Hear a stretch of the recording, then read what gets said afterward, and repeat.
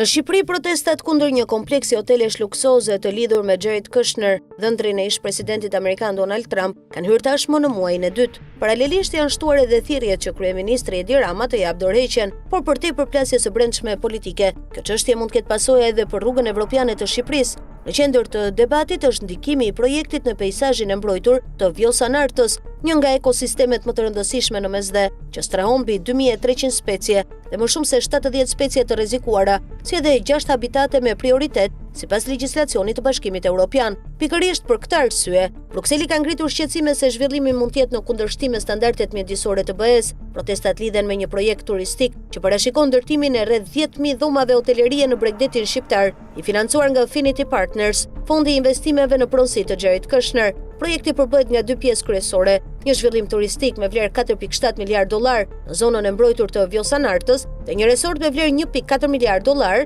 në ishullin e pabanuar të Sazanit. Në fund të vitit 2024, qeveria shqiptare i dha kompanisë Atlantic Incubation Partners, LLC, një degë Affinity Partners, statusin e investitorit strategjik, duke i mundësuar procedurat të përshpejtuara miratimi. Kritikët argumentojnë se kjo shmangu një proces të plotë të vlerësimit të ndikimit në mjedis dhe konsultimit publik, që prej fillimit të majit, makineritë e rënda ka nisur punimet në zonë duke shkaktuar reagime të forta nga organizatat mjedisore. Rrjedhimisht, projekti ka hasur kundërshtim të gjerë si në Shqipëri, ashtu edhe jashtë saj. Kritikat nuk lidhen vetëm me ndikimin në mjedis, por edhe me mënyrën se si janë trajtuar procedurat për investimin. Në janar, 41 organizata mjedisore i drejtuan një letër kryeministrit Edi Rama duke kërkuar pezullimin e menjëhershëm të projektit. Më pas, Komisioni Evropian paralajmëroi se zhvillimi mund të ndikojë negativisht në procesin e negociatave të Shqipërisë me BE-n. Megjithatë, qeveria nuk ka ndryshuar qendrim dhe protestat janë zgjeruar, duke u kthyer në një lëvizje më të gjerë kundër mënyrës së qeverisjes. Protestuesit kërkojnë dorëheqjen e Edi Ramës, largimin e klasës aktuale politike,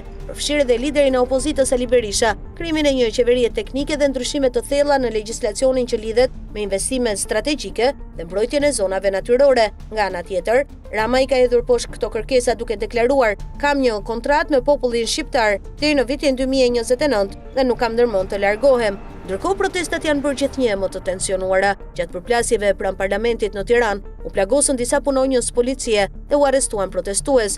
Vonë Rama reagoi në rrjetin X duke ironizuar protestuesit me emoji klouni dhe duke i cilësuar organizatorët si kloun të politikës së dështimit. Në deklarata të mëparshme ai ka quajtur protestuesit edhe budallënj dhe ka përshkruar lëvizjen si një luftë hibride të nxitur nga aktorë të jashtëm. Kjo situatë ka shtuar shqetësimet edhe në Bashkimin Evropian. Shqipëria konsiderohet një nga vendet më të avancuara në procesin e zgjerimit, së bashku me Malin e Zi dhe Maqedoninë e Veriut. Megjithatë, zhvillimet e fundit kanë ngritur pikpyetje nëse vendi po largohet nga standardet që kërkon procesi i antarësimit, shkruan TLDR News EU.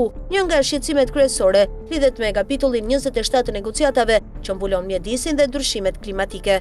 Ky kapitull përfshin zbatimin e direktivës së habitateve dhe direktivës së shpendëve, dy nga aktet më të rëndësishme të legjislacionit mjedisor të Bashkimit Evropian. Në fakt, Komisioni Evropian ka ngritur shqetësime për ligjin shqiptar të investimeve strategjike prej vitesh. Raporti i vitit 2019 paralajmëronte se ligji mund të cënonte mbrojtjen e biodiversitetit, ndërsa raporti i vitit 2025 kritikoi zgjatjen e tij deri në vitin 2027 dhe shprehu shqetësime për ndikimin e mundshëm në zonat e mbrojtura. Përtej aspektit mjedisor, shumë analistë argumentojnë se kjo çështje lidhet edhe me transparencën, llogaridhënien dhe shtetin e së drejtës. Me fjalë të tjera, debati nuk është vetëm për një resort turistik, por për mënyrën se si merren vendimet politike në Shqipëri. Kjo është edhe arsyeja pse revolucioni i flamingove ka evoluar nga një protestë mjedisore në një lëvizje më të gjerë kundër qeverisë së Edi Ramës. Për shumë protestues, projekti është bërë simbol i pakënaqësisë ndaj korrupsionit të pretenduar, mungesës së transparencës dhe mënyrës së ushtrimit të pushtetit. Nëse kjo lëvizje do të sjellë ndryshime politike mbetet për tu parë, por është e qartë se Edi Rama po përballet me një nga sfidat më të mëdha të karrierës së tij politike.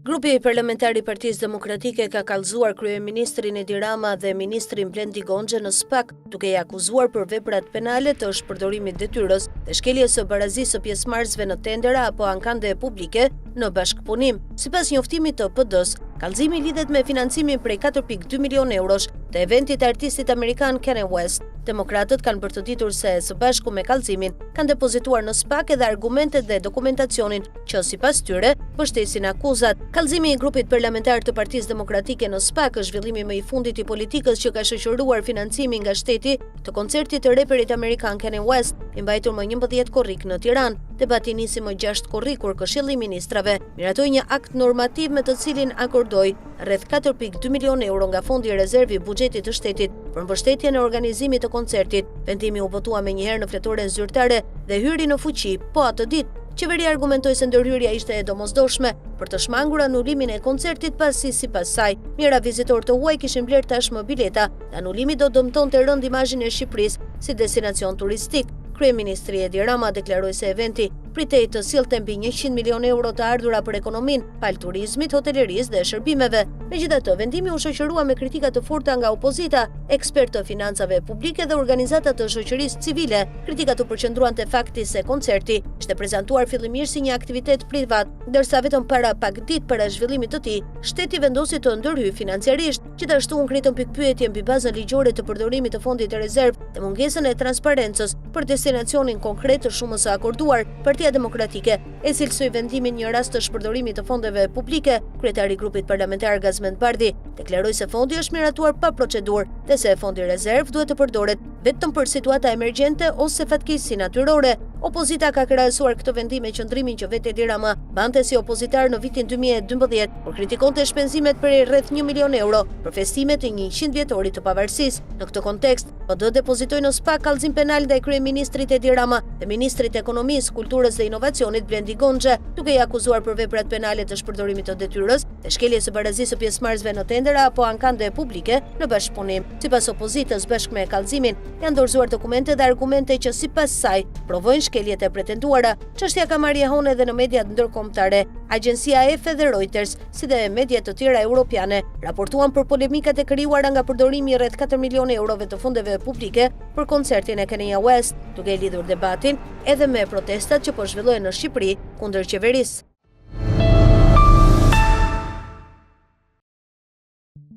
SPAK ka dhënë pretencën për Fatime Kryemadhin, Piro Xhixhon dhe Ema Çokun, tret pandeurit e dosjes ku janë të akuzuar edhe Monika Kryemadhi e ish-presidenti Ilir Meta. Ky fundit i arrestuar që prej 21 tetorit 2024, Kryemadhi dhe Çoku akuzohen për pastrim parash, kurse Xhixho për korrupsion, ndërsa gjykimi po bëhet i shkurtuar pasi kanë pranuar akuzat sipas akteve të dosjes së SPAK. Për Fatime Kryemadhin e akuzuar për pastrim parash të kryer në bashkëpunim. SPAK ka kërkuar dënimin me 7 vite e 6 muaj burg. Me gjykim të shkurtuar, dënimi reduktohet në 5 vite burg. Edhe për Kryemadhin, SPAK ka kërkuar që dënimi me burg të konvertohet në 5 vite shërbim prove duke marrë parasysh moshën e saj. Për Piro Xhixhon, i dyshuar për korrupsion pasiv të funksionarëve të lartë shtetëror, SPAK ka kërkuar dënimin me 4 vite e 6 muaj burg. Nëse pranohet gjykimi i shkurtuar, dënimi ulet në 3 vite burg. Për Ema Çokun, e dyshuar për pastrim parash e kryer në bashkëpunim, SPAK kërkon dënimin me 7 vite burg, me gjykim të shkurtuar 4 vite e 8 muaj burg. Duke marrë parasysh rrethanat e tjera, pezullohet dënimi me burg dhe vihet në shërbim prove për 5 vite. Për Kryemadhin dhe Metën procesi po zhvillohet me procedurë të zakonshme. SPAK paraqiti sot konkluzionet përfundimtare, duke lexuar provat për një sërgjetjesh mbi burime financiare që sipas organit të akuzës nuk justifikohen. Sipas SPAK-ut, Fatime Kryemadhi nuk justifikon 98.000 euro, $246.000, 100.000 euro për shlyerjen e kredive, si edhe 310.000 euro të tjera që konsiderohen me burim të pajustifikuar. Prokuroria deklaroi se për blerjen e apartamenteve janë marrë 2 kredi, por ato janë shlyer me para në dorë, të cilat sipas akuzës nuk kanë burim të ligjshëm të provuar. Në konkluzionet e saj, SPAK ndalet edhe tek Ema Çoku, për cilën pretendon se ka pasur lidhje të ngushta me Monika Kryemadhin. Sipas SPAK-ut, kjo marrëdhënie provohet jo vetëm nga komunikimet e shpeshta mes tyre, por edhe nga një sër transaksionesh bankare. Organi i akuzës pretendon se Ema Çoku ka firmosur deklarata notariale sipas të cilave i kishte dhënë Fatime Kryemadhit 240.000 euro. SPAK thekson gjithashtu se kompania e Ema Çokut ka paguar faturat e hotelit për shtetas të huaj që kishin ardhur për të mbështetur LSI-n, si edhe shpenzime të lidhura me aktivitetet të lëvizjes rinore për integrim. Prokuroria e posaçme shton se Ema Çoku ishte debitore pranë bankave të nivelit të dytë për kredi në shuma të konsiderueshme dhe sipas saj nuk kishte mundësi financiare për të bërë donacione të tilla.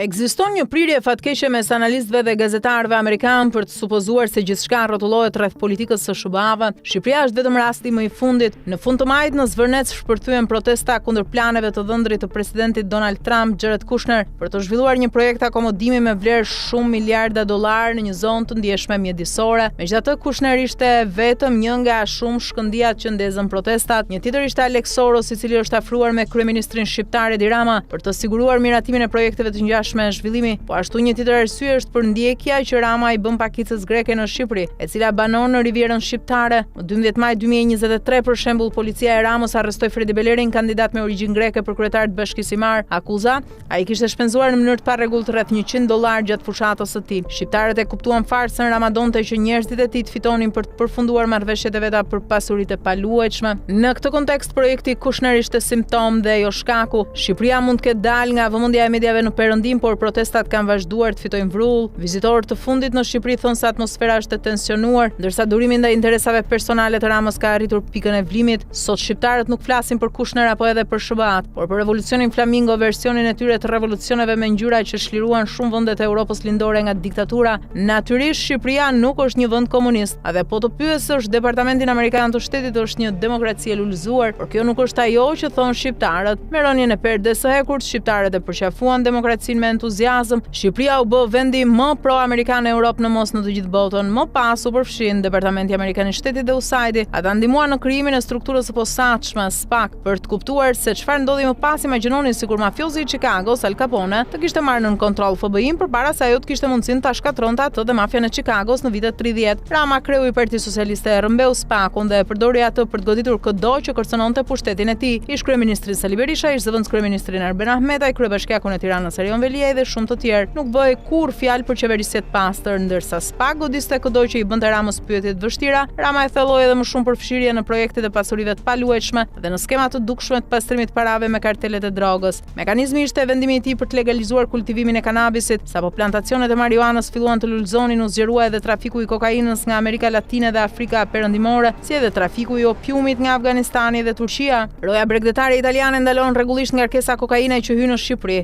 Sapo plantacionet e marijuanës filluan të lulëzonin, u zgjerua edhe trafiku i kokainës nga Amerika Latine dhe Afrika Perëndimore, si edhe trafiku i opiumit nga Afganistani dhe Turqia. Roja bregdetare italiane ndalon rregullisht ngarkesa kokaine që hyn në Shqipëri. Ironikisht, roja bregdetare e Ramës nuk e bën këtë. Ndërkohë Rama ndoqi hapur rrugën e presidentit turk Recep Tayyip Erdogan. Nuk ishte thjesht rastësi. Një ish bashkëpunëtor i Ramës i pranishëm në takimin mes dy liderëve tha se Erdogani dha Ramës një kurs të përshpejtuar se si të shkatrojë një sistem demokratik, duke goditur kundërshtarët dhe duke kultivuar marrëdhënie me diplomatët amerikan. Erdogan e konsolidoi pushtetin duke marrë nën kontroll autoritetin e kontrollit tatimor. Ekuivalentin turk të SPAC-ut, ai bëri partner biznesi, ish diplomat dhe atashe amerikan ose u dha donacione për t'i mbështetur në rolet e tyre të reja në institute kërkimore. Rama duket se po bën të njëjtën gjë, ashtu si Erdogani, Rama shpërndan favore në formën e koncesioneve dhe projekteve të zhvillimit të pasurive të paluajtshme. Kritikët e Trump e përshkruajnë atë si të kundërtën e mbretit Midas, ku gjithçka që prek shndërrohet në plumb. Mbreti Midas është një personazh mitologjik i njohur për aftësinë e tij magjike të kthimit të çdo gjëje në ar. Megjithatë, në politikën e jashtme, sindroma e tyre e fiksimit ndaj Trumpit mund të jetë pa shkatruese. Në rastin e Shqipërisë, dëshira për t'i faturuar gjithçka Kushnerit i verbon politikanët ndaj problemeve më të thella, që përfshin keqpërdorimin e burimeve amerikane, arritjen e krimit organizuar dhe trafikut të drogës në regjimin e Ramës, si edhe pikpyetjet mbi përgjegjësinë e disa ish ambasadorëve amerikanë që mbështetën plotësisht Ramën, shkruan Michael Rabin nga Washington Examiner.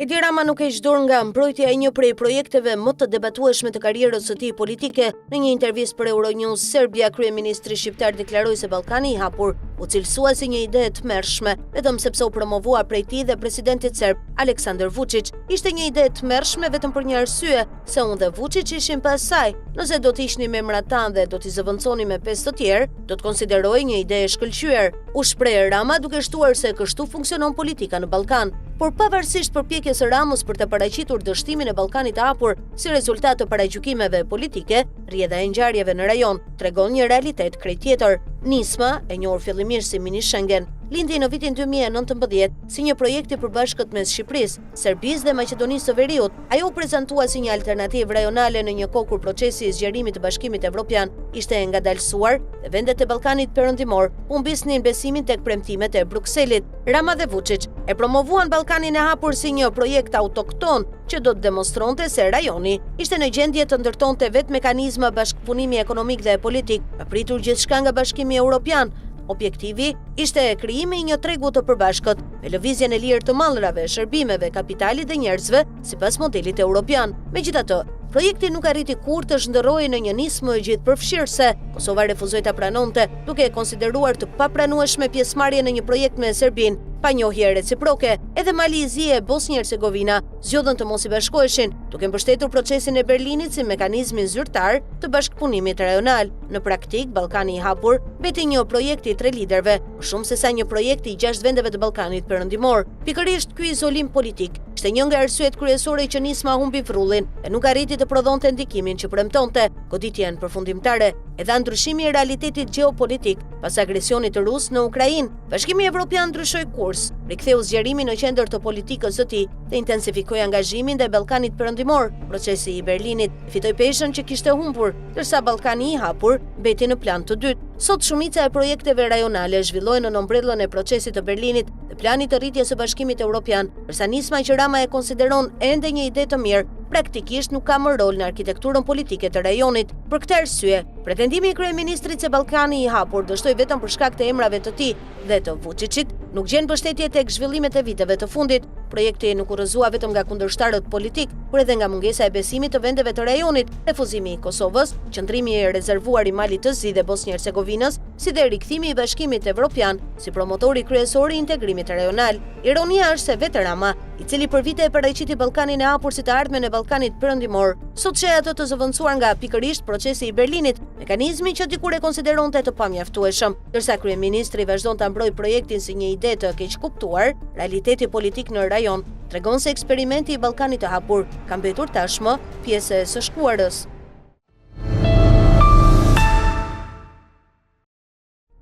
Në samitin e NATO-s në Ankara, Edi Rama tentoi edhe një herë të luante rolin e zakonshëm të klounit protokollar, duke përdorur si simbol atletet e bardha. I shqetësuar se do të vijej përballë kritikave për situatën politike në Shqipëri dhe protestat që vazhdojnë prej më shumë se një muaji, ai duket se zgjodhi edhe kësaj radhe të përdorte lëvizje pa top, duke shpresuar që të fitonte vëmendje përmes imazhit dhe jo përmes politikës. Në një botë virtuale si kjo e sotmja, ja doli që disa portale italiane dhe turke të publikonin fotografi dhe shënime të shkurtra për atletet e tij.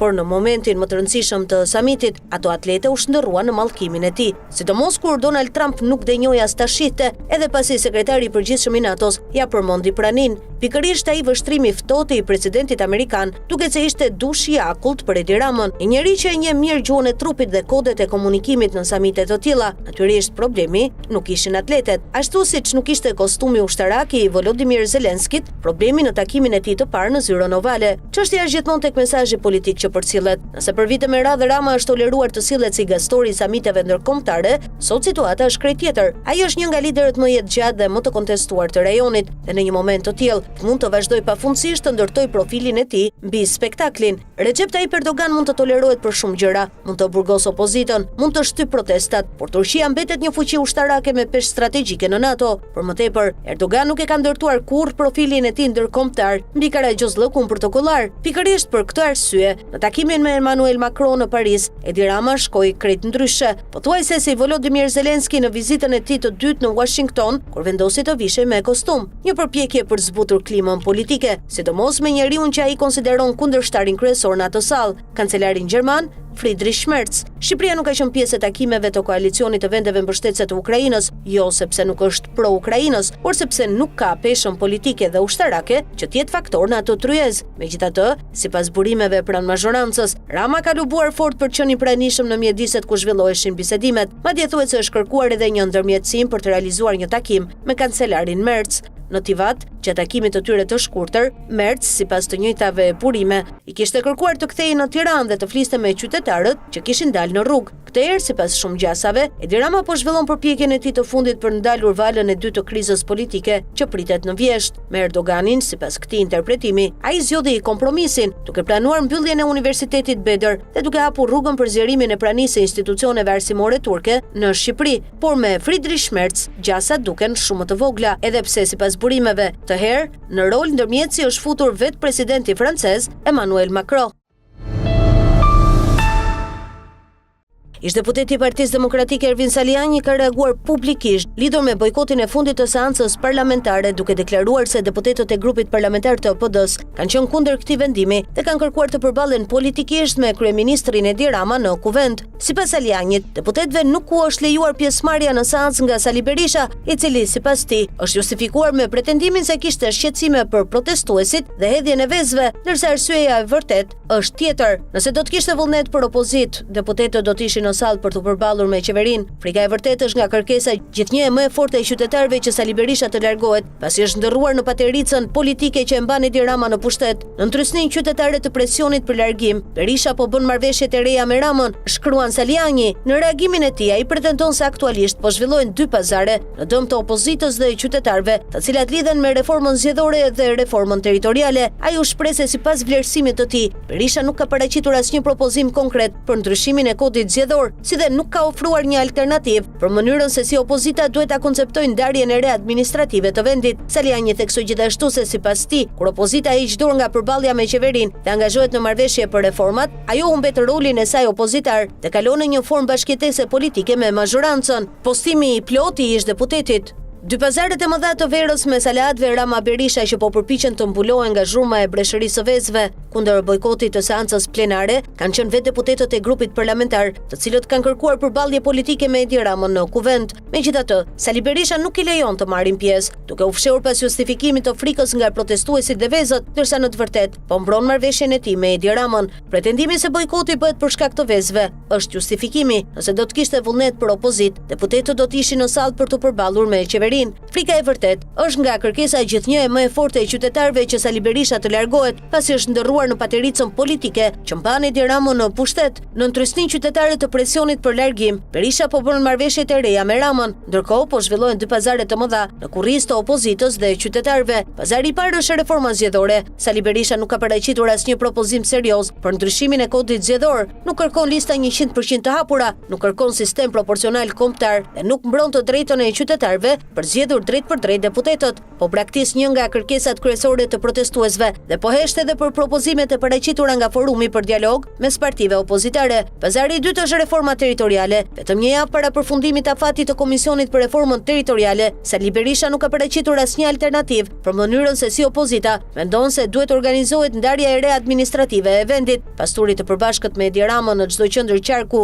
ku kontribuoi në përfundimin e përfaqësimit politik në pak duar, tani po ja dorëzon në heshtje edhe reformën territoriale pa debat, pa transparencë dhe pa asnjë vizion alternativ për Shqipërinë. Berisha gjas me bojkoton, Rama e kalon sipas shefit të reformën territoriale, kur opozita hiq dorë nga betejë kundër Ramës dhe bën pazar për reformën zgjedhore dhe për reformën territoriale. Nuk kemi më të bëjmë me opozitë, por me bashkëtesë dhe bashkëqeverisje politike. Bojkoti i kuvendit nuk është akt rezistence ndaj Edi Ramës, është mbulesa e radhës për pazaret që po bëhen larg syve të qytetarëve.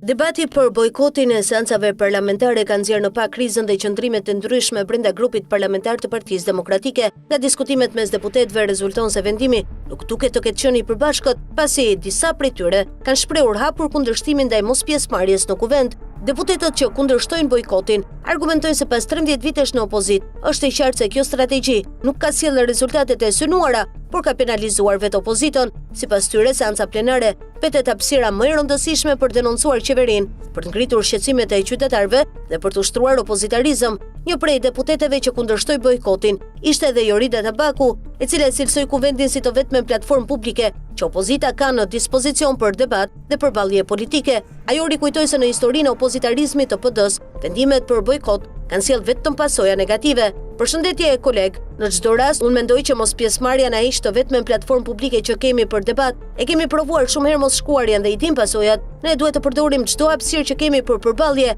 Nesër është një nga ditët ku raportojnë një sër institucionesh dhe ka hapësirë për gjitha temat që janë betejat të opozitës. Ndërkohë deputeti Aina Zhupa theksoi se edhe në mbledhjen e mëparshme, shumica e diskutuesve ishin kundër bojkotit, duke vënë në pas se bojkoti nuk ishte një vendim shumice. Edhe deputeti Bujar Leskaj e konsideroi të gabuar mos pjesëmarrje në seancë, duke argumentuar se opozita humbet mundësinë për të ngritur çështje që lidhen me institucionet dhe zhvillimet politike. Kujtojmë se opozita bojkotoi seancën plenare të SN-s, edhe pse në rendin e ditës ishin parashikuar diskutime dhe raportime nga një sër institucionesh të rëndësishme. Kushtetuese, gjatë seancës u paraqitën raportet vjetore të Autoritetit të Mbikëqyrjes Financiare, Institutit të Statistikave, Autoritetit të Komunikimeve Elektronike dhe Postare, Radio Televizionit Shqiptar, Autoritetit të Mediave Audiovizive, Entit Rregullator të Energjisë dhe Entit Rregullator të Ujit. Ndryshe nga Partia Demokratike, forcat e tjera opozitare zgjodhen të mos e bojkotonin seancën. Deputetët e Partisë Mundësia dhe Televizjes Bashk morën pjesë normalisht në punimet e kuvendit, duke qenë të pranishëm në diskutimet parlamentare.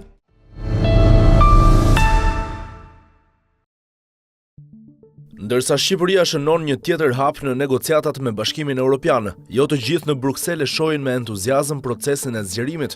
Në ditën kur zhvillohet konferenca e 9 ndërqeveritare Shqipëri-BE për mbylljen e 3 kapitujve të negociatave, lëvizja italiane 5 yjet ka dalë hapur kundër ritmit me të cilin Bashkimi Evropian po avancon me vendet kandidate për fshirë edhe Shqipërinë. Eurodeputetët Danilo Della Valle dhe Valentina Palmisano deklaruan se 4 konferenca të antarësimit për Ukrainën, Moldavin, Malinezi dhe Shqipërinë po zhvillohen pa një reflektim të mjaftueshëm mbi pasojat që ky proces do të ketë për Italinë jugore. Sipas tyre, një studimi publikuar nga Centro Europa Ricerca tregon se zgjerimi i BE-s do të shkaktonte humbje të mëdha të fondeve evropiane për rajonet italiane. Sardenja, sipas studimit, do të humbiste 58% të fondeve që përfiton aktualisht nga Bashkimi Evropian, Kampania 32%, Sicilia 29%, Puglia 31% dhe Marke 47%, ndërsa edhe Calabria, Abruzzo, Molise dhe Basilicata do të penalizoheshin ndjeshëm.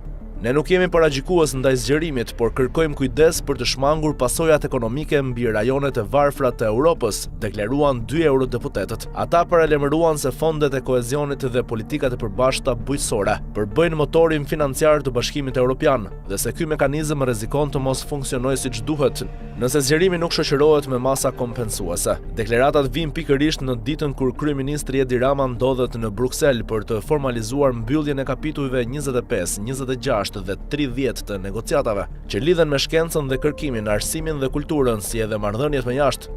Megjithse procesi teknik i negociatave po ecën përpara, reagimi i lëvizjes 5 yjet tregon se zgjerimi nuk gëzon mbështetje të pakushtëzuar në të gjitha forcat politike evropiane. Debati tashmë nuk lidhet vetëm me përmbushjen e reformave nga vendet kandidate, por edhe me koston financiare që zgjerimi mund të ketë për vendet aktuale anëtare, veçanërisht për rajonet që përfitojnë miliarda euro nga fondet e BE-s. Kjo do të thotë se edhe pasi Shqipëria të mbyll procesin teknik të negociatave, faza politike e antarësimit pritet të jetë po aq sfiduese, pasi vendimi përfundimtar kërkon miratimin e 27 vendeve anëtare dhe përballet me debate gjithnjë dhe më të forta për efektet ekonomike të zgjerimit.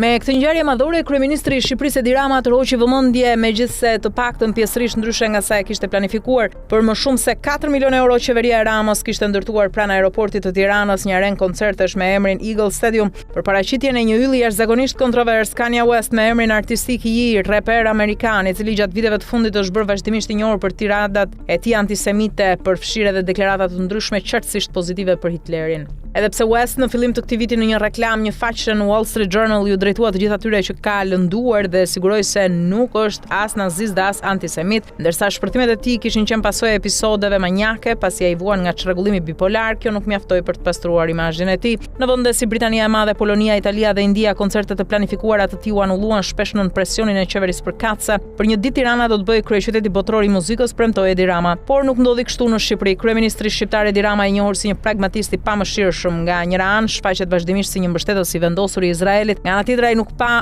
asnjë arsye për të hequr dorë nga spektakli i tij fundjavën e kaluar, edhe pse komuniteti hebraik shqiptar kishte paralajmëruar se një ngjarje e tillë nuk do të dëshmonte përhapje kulturore, por për një kundërshtim morale. Rama u shpreh me entuziazëm paraprakisht se koncerti do të sillte përfitime të shumta për turizmin dhe ekonominë dhe do ta bënte Tiranën për një ditë kryeqytetin botror të muzikës. Një sukses i shumëpritur në aspektin e imazhit, të cilin kryeministri, që si profesion të dytë është artist pamor, në fakt do ta kishte shumë të nevojshëm. Prej javësh njerëzit në vend kërkojnë dorëheqjen e tij duke e akuzuar për korrupsion dhe keq menaxhim, por koncerti nuk u shndrua në një sukses të pastër marketingu. Në ditët para koncertit të Kanye West, dhjetra mijëra njerëz protestuan sërish në rrugët e kryeqytetit Tiranë për të kërkuar dinjitet, drejtësi dhe ndryshim për vendin e tyre. Përpara Ministrisë së Kulturës u mblodhen gjithashtu artistë dhe artistë vendas për të protestuar kundër faktit që për një koncert të tillë, i cili sipas tyre i shërbente mbi të gjitha marketingut politik të kryeministrit, shpenzoheshin më shumë se 4 milionë euro para shtetërore, ndërkohë që skena e pavarur kulturore shqiptare në total mezi përfiton gjysmë milioni euro subvencione shtetërore në vit. Në pankarta lexohej Ministria e Turpit. Biletat me sa duket ishin më pak të kërkuara se sa kishte shpresuar kryeministri. Pavarësisht mbështetjes shumë bujare financiare nga shteti, Eagle Stadium nuk ishte i mbushur plot. Sipas raportimeve të mediave shqiptare, qeveria kishte shpërndarë në shkallë të gjerë bileta për punonjësit e administratës shtetërore dhe për nxënësit e shkollave. Madje edhe brenda stadiumit thuhet se janë dëgjuar thirrje që kërkonin dorëheqjen e kryeministrit. Është një tjetër episod në përpjekjet e pasuksesshme të Ramës për të frenuar valën e protestave në vend. Shkaku ishte një incident në fund të muajit maj në lagunën e Nartës, një zonë mbrojtur natyrore, aty ku lumi ende kryesisht i paprekur vjosa derdhet në mesdhe. Ajo është habitat për më shumë se 200 lloje shpendësh, si për shembull flamingot. Pasi punëtorët në lagun filluan papritur të ngrinin gardë dhe ndërtimi dhe të vendosnin tela me gjemba, u organizua spontanisht një protestë dhe rojet private të sigurisë në disa raste vepruan me brutalitet ndaj demonstruesve. Si pasojë protesta u përhap edhe në kryeqytet dhe kërkesat u zgjeruan shpejt. Mbrojtja e flamingove që edhe sot janë simboli i lëvizjes deri te kërkesat e përgjithshme për dorëheqjen e Ramës. Zemrimi popullor u ushqye më tej nga hetimet e SPAK. Ky lëshoi urdhra arreste ndaj disa personave të cilët dyshohet se janë përfshirë në blerje, shitje tokash dhe pronash të paluajtshme me qëllim pastrimin e parave nga trafiku ndërkombëtar i drogës. Sipas dyshimeve, pjesërisht bëhet fjalë edhe për toka në lagunën e Nartës. Atje investitorë të ndryshëm planifikojnë ndërtimin e hoteleve luksoze, siç raportojnë mediat shqiptare prej rreth 2 vitesh, ndërsa qeveria e ka konfirmuar këtë vetëm me hezitim. Ndërsa emri më i njohur është Jared Kushner, dhëndri i presidentit amerikan Donald Trump. Megjithatë, sipas hetuesve, deri më tani nuk ka asnjë tregues që Kushner të ketë qenë në dieni të aktiviteteve të tilla kriminale. Prandaj zemrimi i protestuesve drejtohet mbi gjitha kundër qeverisë së tyre dhe mënyrës së saj jo transparente dhe të dyshuar për korrupsion në trajtimin e tokës ndërtimore dhe të peizazheve të mbrojtura. Mosbesim të veçantë ka shkaktuar një ndryshim ligjor i vitit 2024, i cili bën të mundura projekte të tilla ndërtimi në zonat e mbrojtura. Parlamenti Evropian në mesin e muajit qershor miratoi një deklaratë në të cilën i kërkoi qeverisë së Shqipërisë, vend kandidat për antarësim në BE, të ndalojë punimet ndërtimore në zonat e mbrojtura natyrore dhe të tërheqë ndryshimin e ligjit. Po Berlini, në përgjigje të një pyetje të deputetit të Partisë së Gjelbër në Bundestag, Boris Mijatović, qeveria gjermane deklaroi në fillim të korrikut se ndan pritshmërinë e Komisionit Evropian që Shqipëria të respektojë standardet e akujës të Bashkimit Evropian. Përveç kësaj, ajo po ndjek raportimet mbi këtë çështje dhe po merr pjesë në diskutimin e brendshëm të BE-s. Ky pasivitet dërgon sinjalin e gabuar në rajon, kritikon Mijatović. Kush e merr seriozisht akujësin mjedisor evropian dhe kriteret e antarësimit në BE, duhet të veprojë herët. Qeveria federale sipas tij duhet përdorë ndikimin e saj politik për të kundërshtuar ndërhyrjet më të tejshme në zonën e mbrojtur. Nëse Edi Rama vetë beson se koncerti i Kanye West ka sjellë ndryshimin e shumëpritur të imazhit, kjo mbetet e dyshim. Ai, i cili zakonisht është mjaft komunikues në kanalet e tij në rrjetet sociale, në platformën X, u kufizua vetëm duke rishpërndarë një deklaratë të reperit. Në atë deklaratë, West falenderon kryeministrin dhe gjithë Shqipërinë që ndërtuan një stadium dhe e mirëpritën në vendin e tyre të bukur.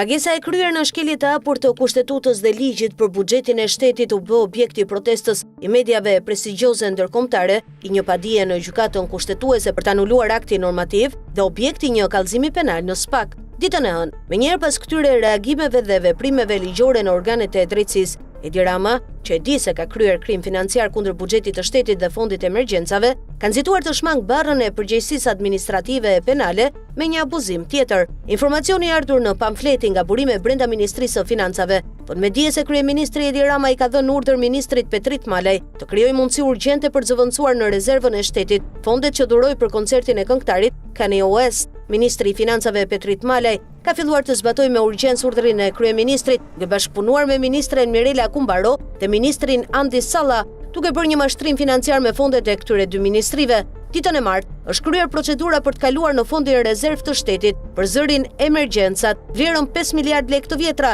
konkretisht 2.2 miliard lekë të transferuara nga Ministria e Arsimit dhe 2.8 miliard lekë nga Ministria e Bujqësisë. Këto janë trajtuar si fonde të papërdorura për arsye objektive në sektorin e arsimit dhe të bujqësisë për 6 mujorin e parë të vitit 2026, por është mashtrim që zbulohet nga dy fakte. Së pari, bilanci i pritshëm i mos realizimit të fondeve nga ministrit nuk bëhet në mes të vitit buxhetor, por në fund të vitit, gjatë hartimit të buxhetit për vitin pasardhës. Së dyti, sektori i arsimit dhe i bujqësisë jo vetëm nuk kanë fonde të papërdorura gjatë 6 mujorit të parë të vitit 2026, por ka nevojë për fonde shtesë të menjëhershme. Nuk do shumëndje të kuptohet që transferimet e këtyre 5 miliard lekëve në fondi rezerv të shtetit nuk kanë lidhje me mospërdorimin nga Ministria e Arsimit dhe Ministria e Bujqësisë, por për zëvendësuar 4.8 miliard lekë që Edi Rama dhuroi për koncertin e Kanye West. Ky veprim është makinacioni i trimit Edi Rama për të shpëtuar veten nga përballja penale, por pa asnjë vlerë për buxhetin e shtetit, sepse pagesa për koncertin u bë me urgjencë nga ministri Blendi Goxhe, një ditë pas daljes së aktit normativ me numër 861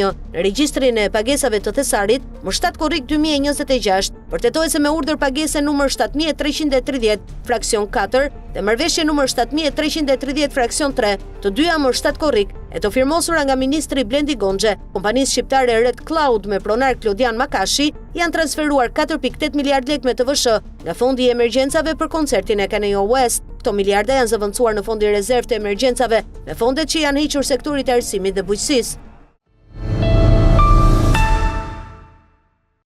Protesta që po zhvillohet në Tiranë prej më shumë se një muaji e kalon tashmë pas krave kauzën e saj fillestare. Një pjesë e njerëzve të përfshirë në të, po merren gjithnjë më shumë ambicjet personale, me dalje në plan të parë dhe me përpjekjen për të fituar atë që e kanë ndërruar si karrierë politike. Partitë që e mbështesin, duke nisur nga Sali Berisha e deri tek faktorë të tjerë që kanë investuar njerëz, struktura dhe burime financiare, synojnë të marrin shpërblimin politik që kanë kërkuar, qoftë nga mbështetësit e tyre të mëdhenj, qoftë nga vetë Edi Rama, siç ka ndodhur rëndom në politikën shqiptare. Ndërkohë çështja kryesore, kauza që tronditi opinionin publik dhe vendosi Shqipërinë për disa ditë në qendër të zhvillimeve ndërkombëtare, është lënë në hije. Megjithatë, sipas të gjitha gjasave, ajo pritet të rikthehet shumë e fortë në vjesht. Bëhet fjalë për Zvërnecin dhe planin për një investim misterioz, për cilin është folur se kap vlerën e mbi 4 miliard dollarëve, një shifër që tejkalon edhe buxhetin vjetor të shtetit shqiptar të një dekade më parë. Pikërisht këtu fshihen simbolet dhe kodet që lidhin financën, pushtetin dhe krimin e organizuar, një treshe që në historinë moderne ka bashkëjetuar vazhdimisht, herë duke prodhuar fituese humbës, herë duke ndryshuar vetëm rolet. Për ta kuptuar këtë përplasje duhet parë prapaskena, gjithçka të çon tek një përfundim. Pas saj, fshihen interesa gjigande financiare. Nga njëra anë qëndrojnë dy prej qendrave më të fuqishme të ndikimit në botë, lobi i familjes Trump dhe lobi i lidhur me George Soros, dy qendra gravitacionale të pushtetit ekonomik dhe politik, që sot ndikojnë fuqishëm respektivisht në të djathtën dhe të majtën ndërkombëtare. Dhe si për ironi, pika e tyre e përbashkët e përplasjes, duket se është Shqipëria,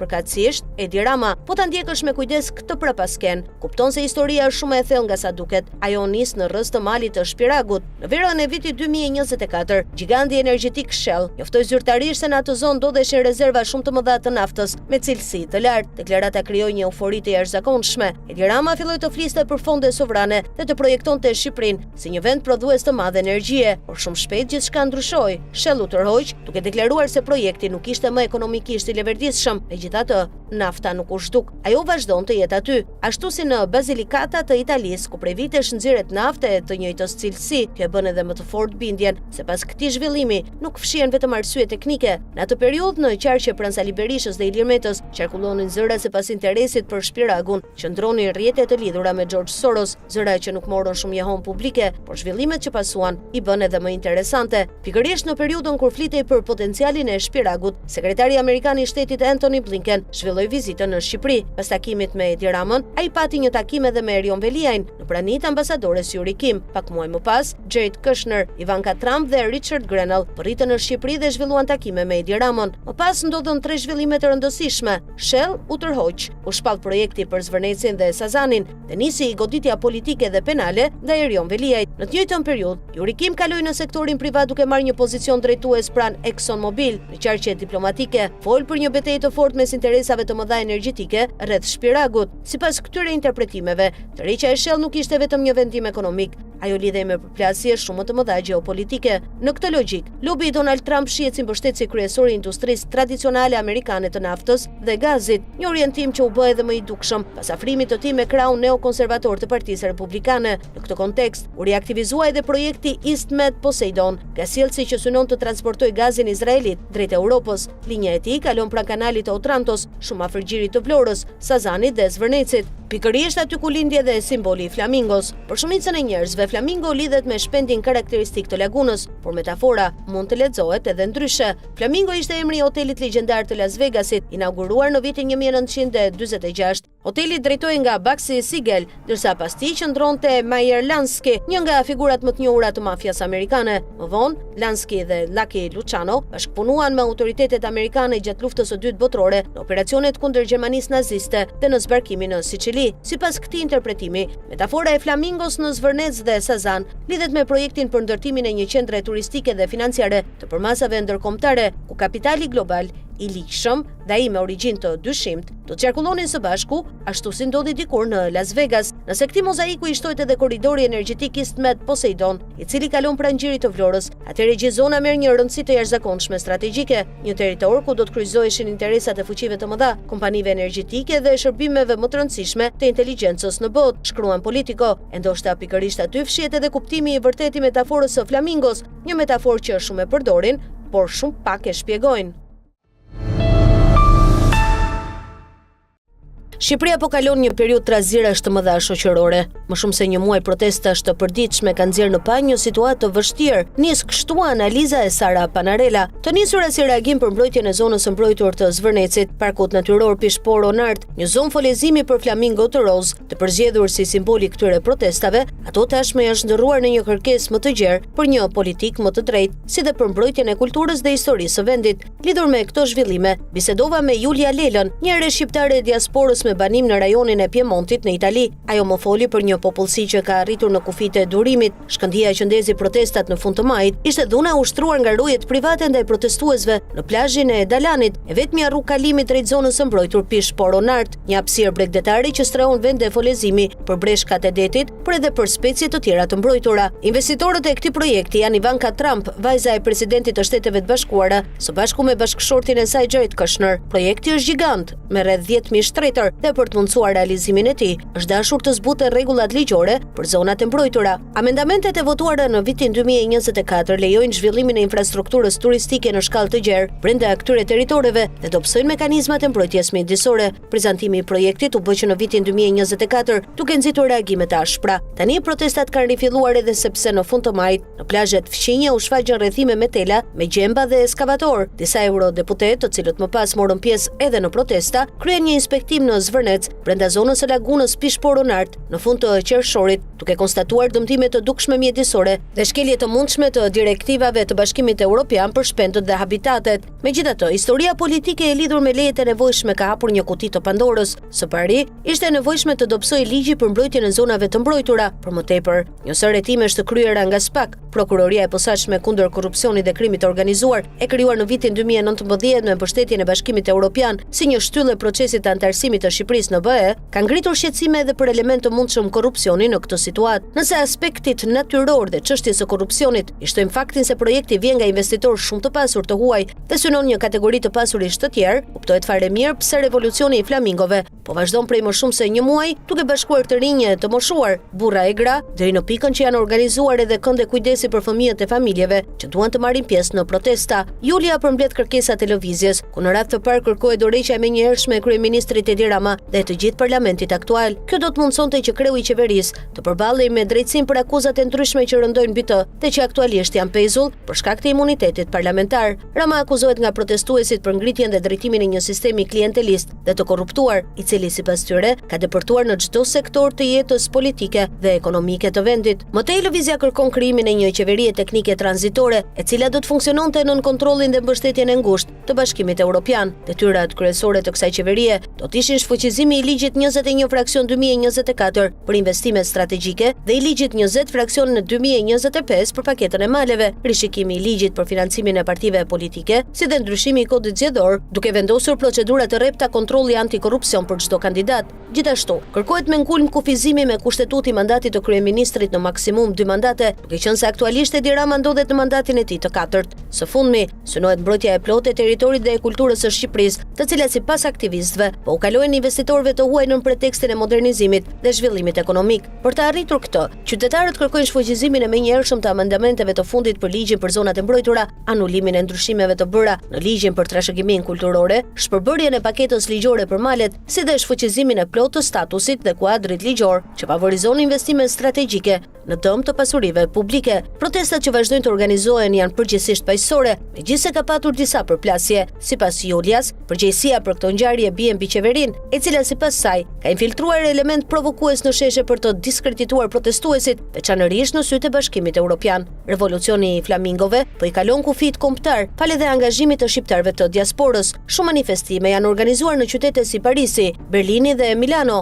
edhe Torino po përpiqet të organizohet. Sipas Julias Rama, i cili po sulmon protestat edhe përmes rrjeteve sociale, i friksohet veçanërisht popullsisë së diasporës. Kjo jo aq për shkak të numrit të saj, por për shkak të mundësisë që çështja të përhapet përtej kufive, duke u zhndërruar nga një problem i brendshëm në një çështje evropiane, etike si për mbrojtjen e natyrës dhe të njerëzve, ashtu edhe për identitetin e një vendi që prej kohësh ka nisur rrugtimin drejt antarësimit në Bashkimin Evropian. Kërkesa për ndihmë ishte e qartë dhe Bashkimi Evropian ka filluar të përgjigjet asaj. Më 17 qershor u votua një rezolutë që shpreh shqetësim të thellë për ndërhyrjet në peizazh të kryera në Pishporonart, duke u kërkuar autoriteteve shqiptare të shfuqizojnë amendamentet e ligjit për zonat e mbrojtura, si dhe të pezullojnë menjëherë të gjitha lejet e reja, ndërtimet dhe ndërhyrjet zhvillimore në zona të tjera të mbrojtura të vendit. Ajo që sot po çon në rrezik shkatrimin e një zone të mbrojtur me vlerë të jashtëzakonshme mjedisore, ka një pararendës në një tjetër episod që lidhet me një ndërtesë me vlerë të madhe kulturore dhe simbolike. Teatri Kombëtar në Tiranë u shem në orën 4:30 të mëngjesit të datës 17 maj 2020. Ndërtesa që përfaqësonte një pjesë të rëndësishme të historisë kulturore të vendit u rrëzua me nxitim të madh. Në vend të saj është planifikuar ndërtimi i një kulle të lartë. Në atë kohë, aktor, artist dhe intelektual u përballën me autoritetet dhe kundërshtuan shkatrimin, një ngjarje që la të habitur dhe të pafuqishëm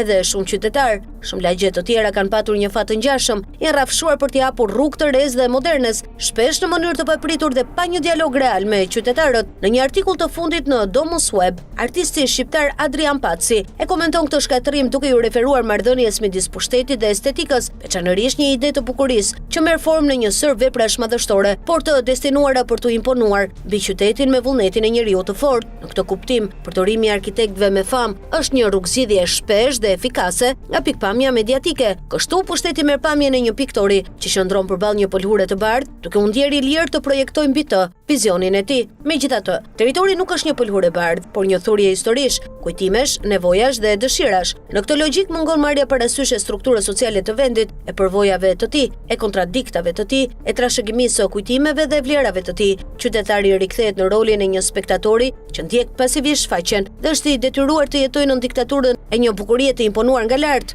thekson më tej ai. Julia flet me shqetësim, por edhe me vendosmëri për këtë situatë, ku pas sloganit të modernizimit fshihet, sipas saj, një shitje brutale e historisë dhe burimeve të Shqipërisë, një dinamikë që është parë tash më shumë herë. Partia Demokratike mbledh sot pasdite Këshillin Kombëtar me qëllim riformatimin e kupolës drejtuese, ku pritet votohen sekretari i përgjithshëm, nënkretarët dhe drejtuesit e forumeve të tjera. Por mbledhja sot pritet ke debate. Pamfleti ka siguruar një rezolutë të hartuar nga antarja Elirana Kuçana, e cila pritet prezantohet sot në mbledhje. Dokumenti që i është drejtuar Këshillit Kombëtar edhe për dieni kryetarit PD Sali Berisha përmban një sër propozimesh politike dhe organizative, por edhe kritika të drejtë për drejta për mënyrën se si po drejtohet aktualisht Partia Demokratike. Në rezolutë argumentohet se zhvillimet politike të muajve të fundit dhe protestat qytetare kundër qeverisë kanë nxjerrë në pa nevojën që Partia Demokratike të reflektojë mbi rolin e saj opozitare dhe mbi mënyrën e funksionimit të strukturave të brendshme. Propozimi më i rëndësishëm i saj është çrënjosja e PD-s nga mulizimi. Sipas Kuçanës, pozicionet kyçe të Partisë Demokratike si sekretari i përgjithshëm, nënkretarët dhe sekretariatet nuk duhet kthehen në mekanizma emërimesh të mbyllura, pasi kjo mbjell pabarazi, vret meritokracinë dhe prodhon veçse përçarje e krizat një pas njëshme. Për këtë arsye ajo kërkon transparencë absolute në përzgjedhjen e drejtuesve dhe fundin e praktikave që sipas saj kanë deformuar demokracinë e brendshme të partisë. Sipas Kuçanës, protestat e zhvilluara në Shqipëri dhe në diasporë tregojnë se një pjesë e konsiderueshme e qytetarëve nuk e ndjen ende veten të përfaqësuar plotësisht nga Partia Demokratike. Ajo vlerëson se lëvizja qytetare ka kaluar fazën e një reagimi spontan dhe është ndëruar në një lëvizje me kërkesa të qarta politike, ndërsa reagimi i opozitës ka qenë më i vakët se sa pesha që kanë marrë zhvillimet. Për këtë arsye, rezoluta propozon që Partia Demokratike të deklarojë mbështetje të plotë për protestat qytetare, duke u bërë thirrje antarëve dhe mbështetësve të saj të bashkohen atyre si qytetar pa ndërhyrë në organizimin e tyre. Dokumenti kërkon gjithashtu që PD të mbështetë zyrtarisht kërkesat e grupit koordinues të protestës të shpallura më 26 qershor, ku përfshihet dorëheqja e qeverisë dhe ngritja e një qeverie teknike, si edhe të dënojë dhunën policore ndaj protestuesve dhe të kërkojë përgjegjësi ligjore për efektivët dhe drejtuesit e policisë së shtetit të përfshirë në këto episode. Teksa SPAK po jeton një numër gjithnjë më të madh zyrtarësh të lartë të politikës shqiptare, qeveria ka vendosur të angazhojë një kompani ndërkombëtare për të monitoruar nga afër punën e saj dhe të prokurorive të rretheve. Me një vendim të miratuar dje nga Këshilli i Ministrave, Ministri i Drejtësisë është autorizuar të negociojë drejt për drejt me Guernica 37 Chambers, G37 Chambers, një grup avokatësh me qendër në Londër, për ofrimin e shërbimit të konsulencës gjatë vitit 2026. Sipas vendimit, kompania do të ndihmojë Ministrinë e Drejtësisë në monitorimin e prokurorisë nëse i ka zbatuar si duhet apo jo rekomandimet e qeverisë për luftën ndaj kriminalitetit. Lëvizja vjen në një moment kur SPAK është kthyer në institucionin më të rëndësishëm të drejtësisë shqiptare dhe një herazi në mangthin e klasës politike. Në kampin e mazhorancës, disa ish ministra, ish kryebashkiak dhe zyrtar të lartë janë në hetim apo në procese gjyqësore, ndërsa në opozitë ish presidenti Ilir Meta ndodhet në burg dhe kreu i PD Sali Berisha është marrë i pandehur. Zyrtarisht objekti i kontratës nuk është kontrolli i SPAK-ut, por ndjekja e zbatimit të rekomandimeve prioritare në luftën kundër kriminalitetit. Megjithatë, fusha e punës prek drejt për drejt institucionet e drejtësisë, pasi parashikon monitorimin e metodologjisë së zbatimit të rekomandimeve, analizimin e mënyrës së raportimit dhe mbledhjes së informacionit, si edhe bashkërendimin ndërinstitucional me strukturave përgjegjëse. Sipas vendimit të qeverisë, negociata do të përqendrohen në ndjekje në vazhdimsi të zbatimit të rekomandimeve prioritare në luftën kundër kriminalitetit, analizimin e platformave dhe formateve të raportimit, përmirësimin e mekanizmave të bashkëpunimit dhe shkëmbimit të informacionit ndërmjet institucioneve. Por, kush është G37 Chambers? Guernica 37 Chambers është një grup baristerësh dhe ekspertësh të së drejtës ndërkombëtare me seli në Londër, i specializuar në të drejtën penale ndërkombëtare, arbitrazh, ekstradime, rikuperim asetesh dhe çështje të drejtave të njerëzit. Antarët e saj kanë përfaqësuar çështje në Gjykatën Penale Ndërkombëtare, Gjykatën Ndërkombëtare të Drejtësisë, Gjykatën Evropiane të drejtave të njerëzit, si dhe në dhomat e specializuara të Kosovës. Kompania ka zhvilluar aktivitet në 10 vende të botës, përfshirë Kosovën, Serbinë, Bosnjë-Hercegovinën, Ukrainën, Izraelin, Libinë, Sirinë, Argjentinën dhe Shtetet e Bashkuara. Normalisht ngrihet pyetja, Ministria e Drejtësisë çfarë punë bën? Pse duhet harxojnë miliona euro për një kompani, kur kjo është punë vetë Ministrisë së Drejtësisë apo fshihet diçka tjetër? Kryeministri Edi Rama nuk ka arritur të sigurojë mbështetjen e aleatëve për zhvillimin e samitit të ardhshëm të NATO-s në Shqipëri, pavarësisht atleteve të bardha gjatë takimit të liderëve të aleancës në Ankara. Kështu shkruan media amerikane Bloomberg, duke theksuar se as imazhi i tij i veçantë nuk mjaftoi për të ndryshuar qendrimet skeptike. Sipas artikullit, Rama kishte lobuar fort që Shqipëria të ishte mikpritëse e samitit, duke përmendur rritjen e shpenzimeve për mbrojtjen dhe angazhimet ndaj Ukrainës, por sipas burimeve të Bloomberg, këto argumente nuk bindën plotësisht aleatët. Sjellja e Ramës gjatë ngriti pikpyetje dhe nuk dha garancitë që kërkoheshin, shkruan media amerikane, duke shtuar se zyra e kryeministrit nuk ka komentuar mbi këto zhvillime. Artikulli përmend edhe insistimin e Ramës që Shqipëria të organizojë samitin në vitin 2027, duke pretenduar se kishte marrë një premtim nga sekretari i përgjithshëm i NATO-s, Mark Rutte. Madje sipas Bloomberg, ai sugjeroi që nëse kishte pengesa, çështja mund të diskutohej edhe me presidentin amerikan Donald Trump. Një tjetër moment që tërhoqi vëmendje ishte mënyra e komunikimit të Ramës me liderët, përfshirë një koment ndaj presidentit turk Recep Tayyip Erdogan, që u prit me rezerva nga disa pjesëmarrës. Në analizë theksohet edhe stili i tij i veçantë, ku atletët e bardha u bën pjesë e diskutimeve dhe simboli një qasjeje që nuk u mor seriozisht nga të gjithë. Sipas Bloomberg, kjo nuk ndihmoi në krijimin e besimit të nevojshëm për një vendim kaq të rëndësishëm. Megjithse Shqipëria ka përmbushur disa kritere, përfshirë nivelin minimal të shpenzimeve për mbrojtjen, skepticizmi mbetet. Një tregues i kësaj është fakti që në deklaratën përfundimtare të samitit nuk u përcaktua vendi i zhvillimit të takimit të ardhshëm. Në përfundim, Bloomberg sugjeron se pavarësisht përpjekjeve dhe stilit të tij të veçantë, Rama nuk arriti të bindë aleatët, duke lënë Shqipërinë jashtë një mundësie të rëndësishme diplomatike. Artikulli i plot i Bloomberg. Stili madhështor i Edi Ramës dështoi të siguronte përpjekjen e Shqipërisë për të drejtuar një samit të NATO-s vitin e ardhshëm, kur udhëheqësit e aleancës u takuan në Ankara. Në prag të bisedimeve të javës së kaluar, kryeministri shqiptar kishte bërë përpjekje të mëdha për siguruar që vendi i tij të priste udhëheqësit e aleancës vitin e ardhshëm. Ai kishte marrë hua në mënyrë që vendi i tij të përmbushte kërkesën minimale të NATO-s për të shpenzuar 2% të prodhimit të brendshëm bruto për mbrojtjen dhe kishte premtuar të kontribuonte në programin PUR në kuadër të cilit aleatët blejnë armë amerikane dhe i dërgojnë ato në Ukrainë. Përcjellja e Ramës gjatë samitit ngriti pikpyetje tek disa prej udhëheqësve të tjerë të pranishëm dhe nuk arriti të ofronte llojin e garancisë që aleanca kërkonte, sipas personave që kanë dieni për diskutimet private. Zyra e Ramës nuk ju përgjigj një kërkesë për koment. Rama, 62 vjeç, është udhëheqësi kombëtar më i gjatë në botë sipas Guinness World Records, me një gjatësi pak më shumë se 2 metra. Gjatë gjithë karrierës së tij, ai e ka vënë pa fizikun e tij me një ndjenjë teatraliteti, duke përqafuar udhëheqës të tjerë, duke u vendosur duart mbi supet e tyre ose duke u gjunjëzuar për të përshpëritur. Në Ankara, atletet e tij karakteristike të bardha tërhoqën vëmendjen e sekretarit përgjithshëm të organizatës së Traktatit Atlantiku të Veriut, Mark Rutte, i cili ja tregoi ato Donald Trumpit gjatë fotografisë së përbashkët. Presidenti amerikan ka qenë her pas here i bezdisur me udhëheqësit që nuk respektojnë etikën e veshjes standarde të biznesit, më së shumti kur Volodymyr Zelenski Ukrainës u paraqit në shtëpinë e bardhë vitin e kaluar me uniformën e tij ushtarake. Rutte kishte qenë plotësisht i përqendruar në drejtimin e Trump gjatë takimit 2 ditor, pa ndonjë shpërthim të ngjashëm, duke organizuar një prezantim të detajuar të kontratave të mbrojtjes me vlerë mbi 50 miliard dollar dhe duke theksuar vazhdimisht si rritjen e shpenzimeve në gjithë aleancën, ashtu edhe respektin e saj ndaj udhëheqësit amerikan. Fakti që mikpritësi ishte presidenti turk Recep Tayyip Erdogan, i cili ka marrëdhënien e tij me Trump dhe po bëhet një forcë gjithnjë më e rëndësishme në sigurinë evropiane, gjithashtu e ndihmoi Rutten. Ideja që udhëheqësi pa parashikueshëm i njërit prej vendeve të NATO-s që shpenzojnë më pak për mbrojtjen të drejtonte samitin e ardhshëm, u duk një sipërmarrje e rrezikshme për disa zyrtar që ndihmonin në mbarvajtjen e organizimit. Gjatë seancës me dyert të mbyllura, Rama habiti disa prej të pranishmëve kur ju drejtua Erdoganit si sultan, sipas 2 personave që ndodheshin në sallë, mesa duket si një referencë në formë shakaje ndaj imazhit të liderit të fortë të presidentit turk. Komentet i bën disa prej të pranishmëve të ndiheshin në siklet, megjithëse Rama dhe Erdogan kanë një marrëdhënie të ngushtë që prej më shumë se një dekade dhe kanë vizituar disa herë kryeqytetet e njëri tjetrit.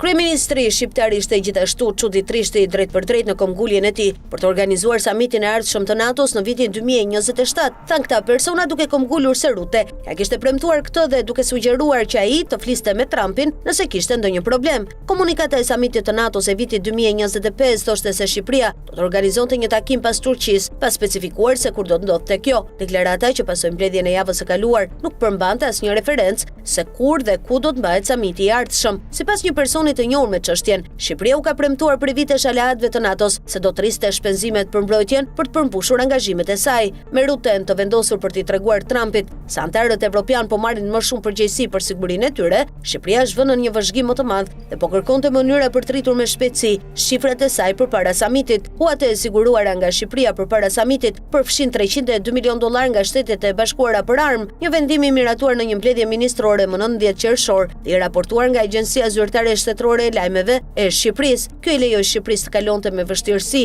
pragun prej 2% në vitin 2026, duke e çuar buxhetin e mbrojtjes në 2.15% të prodhimit të brendshëm bruto, sipas një raporti të publikuar gjatë samitit. Vitin e kaluar, Tirana ishte shpenzuesja më e ulët në NATO me vlerën 1.48% të dedikuar për mbrojtjen. Në presionin e Trump, anëtarët e NATO-s përfshi Ramën premtuan vitin e kaluar të rrisin shpenzimet bazë për mbrojtjen në 3.5% deri në vitin 2035. Megjithatë, Rama ka ende një kartë të rëndësishme që mund ta ndihmojë të forcojë ambicien e tij për të organizuar një takim të profilit të lartë, dy resorte luksoze që familja Trump po zhvillon në Bregdetin jugor të Shqipërisë. Rama ka mbështetur projektet e drejtuara nga Jared Kushner, ëndri i presidentit amerikan, pavarësisht javëve të tëra të protestave nga ambientalistët dhe aktivistët kundër korrupsionit.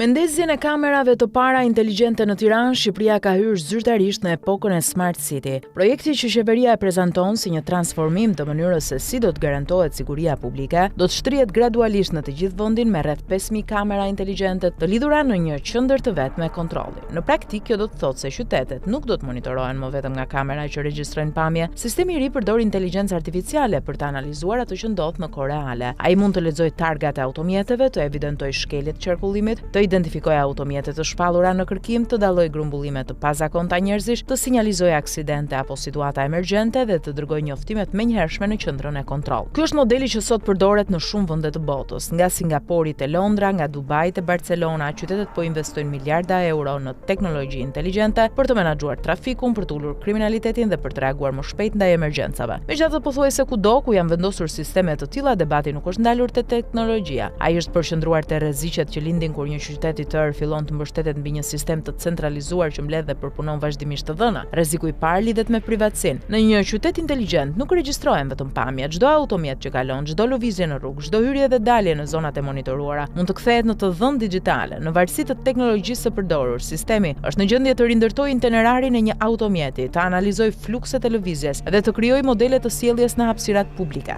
Pikërisht për këtë arsye, Bashkimi Evropian ka vendosur rregulla të rrepta për përpunimin e të dhënave personale. Pyetjet që ngrihen janë konkrete: kush i administron këto të dhëna? Për sa kohë ruhen? Kush mund t'i konsultojë? A fshihen automatikisht pas një periudhe të caktuar apo ruhen për vite? A kontrollohet sistemi nga një autoritet i pavarur? Këto nuk janë çështje teorike, janë elementë që përcaktojnë nëse një sistem përdoret vetëm për siguri apo mund të shndërrohet në një mekanizëm mbikëqyrjeje masive. Një tjetër sfidë lidhet me vetë kompanitë që ndërtojnë dhe mirëmbajnë këto sisteme. Projekti shqiptar po realizohet me kompaninë Presight AI, pjesë e grupit G42 nga Emiratet e Bashkuara Arabe. Në nivel ndërkombëtar, Instituti Kombëtar i Standardeve dhe Teknologjisë në SBA ka paralajmëruar se administrimi i të dhënave nga kompani të treta rrit rrezikun e rrjedhjeve të informacionit, aksesi të paautorizuar apo përdorimi të dhënave për qëllime të tjera nga ato për cilat janë mbledhur. Sa më shumë aktorë të kenë akses në sistem, aq më e vështirë bëhet garantimi i sigurisë dhe transparencës. Po aq serioz është edhe rreziku kibernetik. Një smart city nuk është vetëm një program kompjuterik.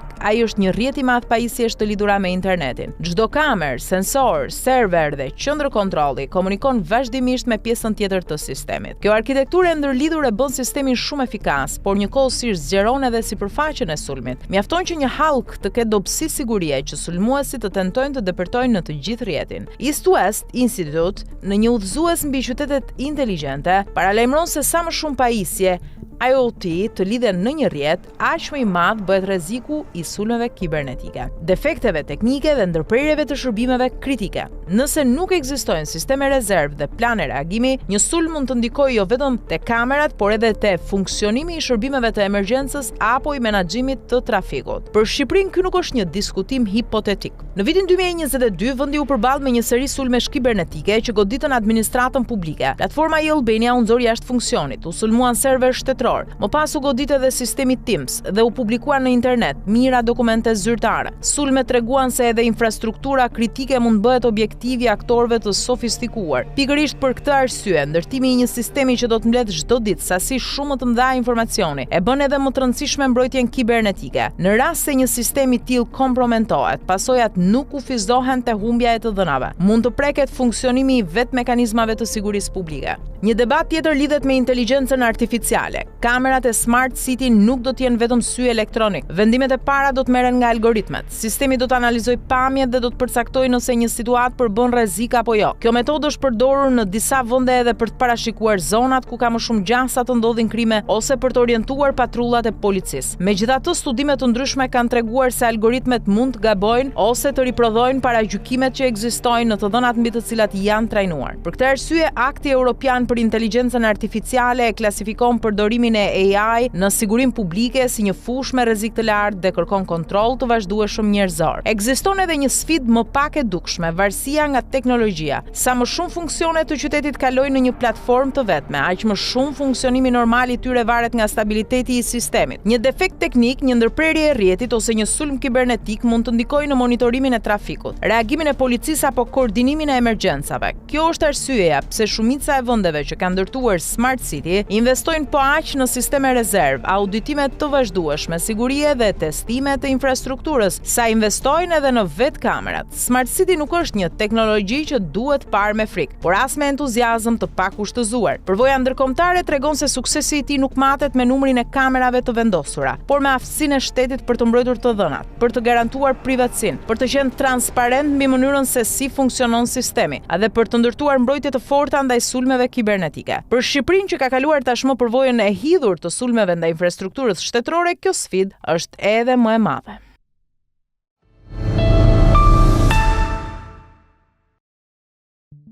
Për 47 ditë me radhë, protesta qytetare nuk kanë ndryshuar as kërkesat dhe as ritmin. Çdo mbrëmje qytetarët rikthehen përpara kryeministrisë duke kërkuar largimin e Edi Ramës dhe fundin e modelit politik që sipas tyre ka mbajtur peng vendin për më shumë se 3 dekada. Por ndërsa revolta vjon pa shenja lodhjeje, në kampin socialist po shtohen sinjalet se kryeministri mund të ketë nisur një manovër politike për të ulur zemërimin qytetar. Kreu i grupit parlamentar të Partisë Socialiste Taulant Ballau ka kërkuar deputetëve të mazhorancës të mos largohen nga Tirana dhe të jenë në gatishmëri për datën 27 korrik, ku vendi mbyllet më 23 korrik dhe ka dyshime se PS po mendon një seancë plenare të jashtëzakonshme. Zyrtarisht nuk ka asnjë shpjegim për këtë lëvizje. Brenda mazhorancës flitet se mund të bëhet fjalë për projekt ligje që lidhen me procesin e integrimit evropian, por nuk mungojnë as zërat që lidhen këtë mbledhje të mundshme me një riformatim të kabinetit qeveritar dhe në postet të tjera drejtuese. Pikërisht një skenar i tillë ishte përfolur edhe javë më parë kur në radhët e socialistëve nisi të flitej për reflektim pas protestave. Në të njëjtën kohë një tjetër sinjal ka ardhur nga vetë Partia Socialiste. Elisa Spiropali ka dorëzuar sot një mocion për hapjen e debatit mbi marrëveshjen e re për Shqipërinë, një dokument që përmban një analizë të pazakontë për një forcë që qeveris prej 13 vitesh. Në dokument pranohet se prej javësh në rrugët e Tiranës po shfaqet një energji qytetare që nuk mund të shpërfillet pa pasoja, ndërsa theksohet se shumica qeverisëse nuk duhet ta shohë këtë si një zhurmë që duhet shtypur dhe ignoruar, por si një moment reflektimi për demokracinë shqiptare. Mëtej dokumenti flet për nevojën e më shumë demokracie, më shumë përfaqësimi, më pak përqendrim të vendimarrjes, ndarje të partisë nga shteti, fundin e privilegjeve, rikthimin e meritokracisë. Madje përdor edhe formulimin që tingëllon si autokritik për mënyrën e qeverisjes, më shumë për ulësi dhe më pak arrogancë. Ndërkohë pak ditë më parë ishte po Balla që njoftonte prerje kokash. Edhe pak dhe do të vinë natyrshëm koha e dialogut me ata që kishin arsyet e tyre legjitime për të protestuar, që nga shqetësimet për natyrën deri te zemërimi ndaj atyre që shpërdorojnë besimin mbi karrigen e pushtetit, dëgjimin dhe reflektimin ton, shpreh Balla. Nga ana tjetër për lëvizjen e Spiropalit nuk ka pasur asnjë koment nga brenda PS dhe nuk është çudi që të gjitha të jenë të koordinuara. Pra si dokumenti i Spiropalit ashtu edhe mesazhi i Ballës. Kjo ngren dyshime se mos vallë Rama apo përgatit një tërmet të fortë në ditët në vijim në qeveri, si reflektim ndaj protestës, si manovër për të zbutur zemërimin qytetar. Nuk përjashtohet mundësia as e thirrjes së një asambleje të PS-s. Mbetet për të parë nëse më 27 korrik do të ketë vërtet ndryshime në qeveri apo lëvizje të tjera politike. Por pyetja që shtrohet është, a do ta ndalë dot Rama reagimin qytetar? Në shesh kërkohet largimi i tij dhe komplet kastës politike. A do gënjehen flamingot me koka turku?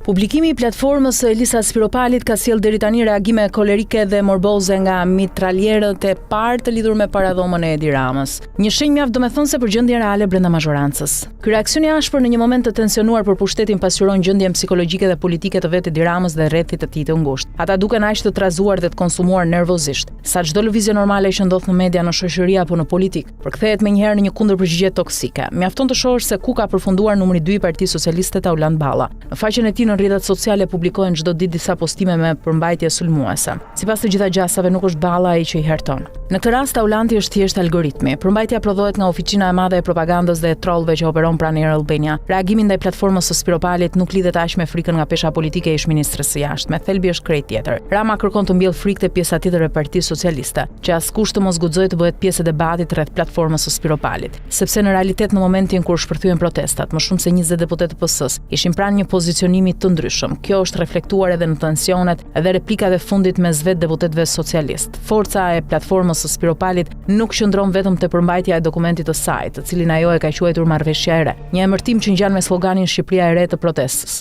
Efekti i saj real buron nga perceptimi se pas Elisa Spiropalit mund të qëndrojnë edhe figura të tjera të rëndësishme brenda grupit parlamentar të Partisë Socialiste. Në këtë kuptim, mira po keq Elisa Spiropali e ka futur Edi Ramën në një grackë politike. Ai nuk mund ta sulmojë hapur platformën e saj, por as nuk mund ta mbështesë, sepse nuk e di ende se kush dhe sa deputet mund të rreshtohen pas këtij hapi. Dhe këtu nuk bëhet fjalë vetëm për mbështetësit e Spiropalit brenda Partisë Socialiste, as vetëm për Albin Kurtin që sipas zërave ruan marrëdhënie të mira me të. Shqetësimi më i madh i Edi Ramës lidhet me aktorët e jashtëm, në krye të tyre Gjermania, por edhe për qarqe të rëndësishme në SBA, sepse në momentin që Elisa Spiropali e bëri publik dokumentin e saj, loja politike hyri në një fazë të re. Nga ky moment nuk ka më kthim pas, por një seri aktesh politike që mund të turbullojnë seriozisht situatën brenda mazhorancës. Një proces që, siç ndodh zakonisht në raste të tilla, mund të shoqërohet edhe me një mbështetje të konsiderueshme mediatike ndërkombëtare. Artikulli i fundit në Bloomberg, media që mban emrin e një prej figurave më të fuqishme të financës amerikane dhe ish kryebashkiaku të New Yorkut, shihet nga shumë vëzhgues si një tjetër sinjal se Edi Rama nuk po përballet vetëm me kritik të brendshëm. Sipas këtij interpretimi, ai po përballet edhe me qarqe me ndikim në SBA.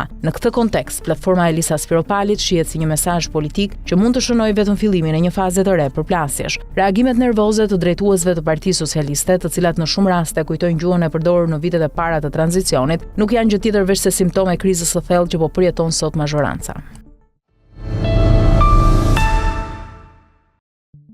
A duhet një revolucion të ketë një ngjyrë? A është revolucioni i flamingove në Shqipëri një përpjekje e vonuar për t'i dhënë fund postkomunizmit të përhershëm, që prej muajit maj flamingoja roz është kthyer në simbol të një rezistence paqësore, të udhëhequr kryesisht nga të rinjt kundër një resorti luksoz të mbyllur, të mbështetur nga Ivanka Trump dhe Jared Kushner. Por ajo simbolizon edhe faktin se shumica e shqiptarëve do të mund ta shohin këtë resort vetëm për te gardhit, duke marrë një vështrim të shkurtër të asaj që nuk do ta kenë kurrë. Shqiptarët kanë kaluar për dekada të tëra në anën tjetër të gardhit, duke parë se si jetonin të tjerët. Kështu ishte periudha komuniste në më shumë se një kuptim. Perëndimi ishte i parritshëm, ndërsa udhëheqësit komunistë jetonin në një lagje të ndaluar për qytetarët. A revolucion apo jo? Në Shqipëri po zhvillohet një përplasje mes rendit të vjetër dhe atij të ri, si edhe me zakoneve të këqija që i kanë mbijetuar rënies së sistemit njëpartiak. Përplasja më e madhe lidhet me pyetjen se si duhet të jetë Shqipëria, e cila më në fund ndodhet pranë anëtarësimit në Bashkimin Evropian, kur të arrijë atë që ka qenë një përpjekje më shumë se 100 vjeçare për të dalë nga periferia. Në vitin 2024, zonja Trump dhe zoti Kushner zbarkuan nga jahti një miku dhe zbuluan ishullin kryesisht të braktisur të Sazanit, si edhe zonën bregdetare të mrekullueshme të Zvërnecit, të cilat i panë si një Shangri-La moderne. Sazani, ishulli vetëm i Shqipërisë dhe habitati flamingove e shumë llojeve të tjera të faunës, është një ishbazë ushtarake e ndërtuar nga regjimi komunist me ndihmën e Bashkimit Sovjetik. Më pas, në fillim të vitit 2026, mbërritën autokolonat me SUV të zinj dhe u shpall një projekt gjigant turistik në një zonë të mbrojtur. Në maj erdhën buldozerët dhe megjithse protestuesit u përballën me dhunë, ata nuk u tërhoqën. Në disa ditë numri i tyre ka arritur në 10 mira. Kryeministri Edi Rama, me një ton kryesisht arrogant, fillimisht tha se protestat nxiteshin nga iranianët, më pas fajsoi algoritmet e rrjeteve sociale, por refuzoi të pranonte se kundërshtarët e projektit kishin argumente të vlefshme. Këtë javë ai solli në Tiranë reperin Kanye West, i njohur si Ye, me shpresën për të tërhequr vëmendjen nga protesta. Protestuesit bashkohen nga motive të ndryshme, disa kundërshtojnë projektin për arsye të drejtë për drejta, duke besuar se toka është përvetësuar në mënyrë të dyshim dhe se pronarët e vërtet janë mashtruar nga gjykatat korruptuara dhe oligark që kanë përdorur dokumente pronësie të falsifikuara. Pronësia mbi tokën mbetet një çështje e paqartë në Shqipëri për shkak të trashëgimisë së shtetëzimit komunist. Të tjerë kundërshtojnë sinqerisht faktin që pronarët të huaj po marrin në kontroll atë që konsiderohet rajoni më i çmuar i Shqipërisë, ndërsa pjesa më e madhe e protestuesve kundërshton demokracinë thellësisht të mangët të vendit, korrupsionin, një kryeministër që ndodhet në mandatin e 4 dhe liderin përçarës të opozitës Sali Berisha, i cili që prej humbjes së pushtetit në vitin 2013 ka refuzuar me këmbgulje t'u lërë vendin brezave më të rinj. Dy çështje madhore shqetësojnë shqiptarët dhe për këto mbajnë përgjegjësi figurat dominuese të politikës. Rënia e popullsisë është një problem serioz, pasi të rinj dhe njerëzit e arsimuar janë larguar në numër befasues. Ndërkohë, kur Shqipëria nisi daljen e saj kaotike nga komunizmi, regjimi la pas vetëm një pasuri të çmuar, një vijë bregdetare të Adriatikut kryesisht të paprekur. Më shumë se 30 vjet më vonë, kjo pasuri është dëmtuar rënd nga zhvillimet e pakontrolluara dhe pa planifikim. Dorëzimi i kësaj zone në duart e oligarkëve përmes asaj që shumë e konsiderojnë marrëveshje të fshehta për shumë qytetarë ka kaluar çdo kufi. Nga ana tjetër, zoti Rama e sheh këtë investim si një katalizator që mund të nxjisë ndërtimin e më shumë resorteve me 5 yje dhe ta bëjë Shqipërinë më në fund një destinacion të marrë seriozisht nga bota. Po të kishin ardhur zonja Trump dhe zoti Kushner 10 ose më shumë vite më parë, situata do të kishte qenë ndryshe. Shqipëria atëherë po ofronte pasuri publike për €1, në kërkim të investitorëve serioz të huaj. Në atë kohë askush nuk donte të sfidonte SBA-t apo partnerët e tyre nga Katari. Njerëzit mund të bindeshin lehtësisht se një hotel do të ndryshonte gjithçka. Me shumë gjas askujt nuk i interesonin flamingot atëherë, por këtë herë kanë ardhur tepër vonë. Sa i përket presidentit Donald Trump dhe lëvizjes së tij MAGA, ato konsiderohen toksike në pjesën më të madhe të Europës. Shqipëria ishte bastioni i fundit ku bindja pothuajse e pakushtëzuar ndaj SBA-ve shihej si një simbol nderi. Tani gjërat kanë ndryshuar dhe emri Trump shoqërohet me polemika. Protestuesit i drejtohen Europës dhe autoriteti rregullator i Bashkimit Evropian për standardet mjedisore është bërë pjesë e përpjekjes së tyre për të bindur Europën se Shqipëria i përket asaj. Ka qenë një pritje shumë e gjatë. Në fakt është merit e zotit Rama që shqiptarët sot mund të shohin një të ardhme ndryshe. Shkruan Robert Austin nga The Globe and Mail.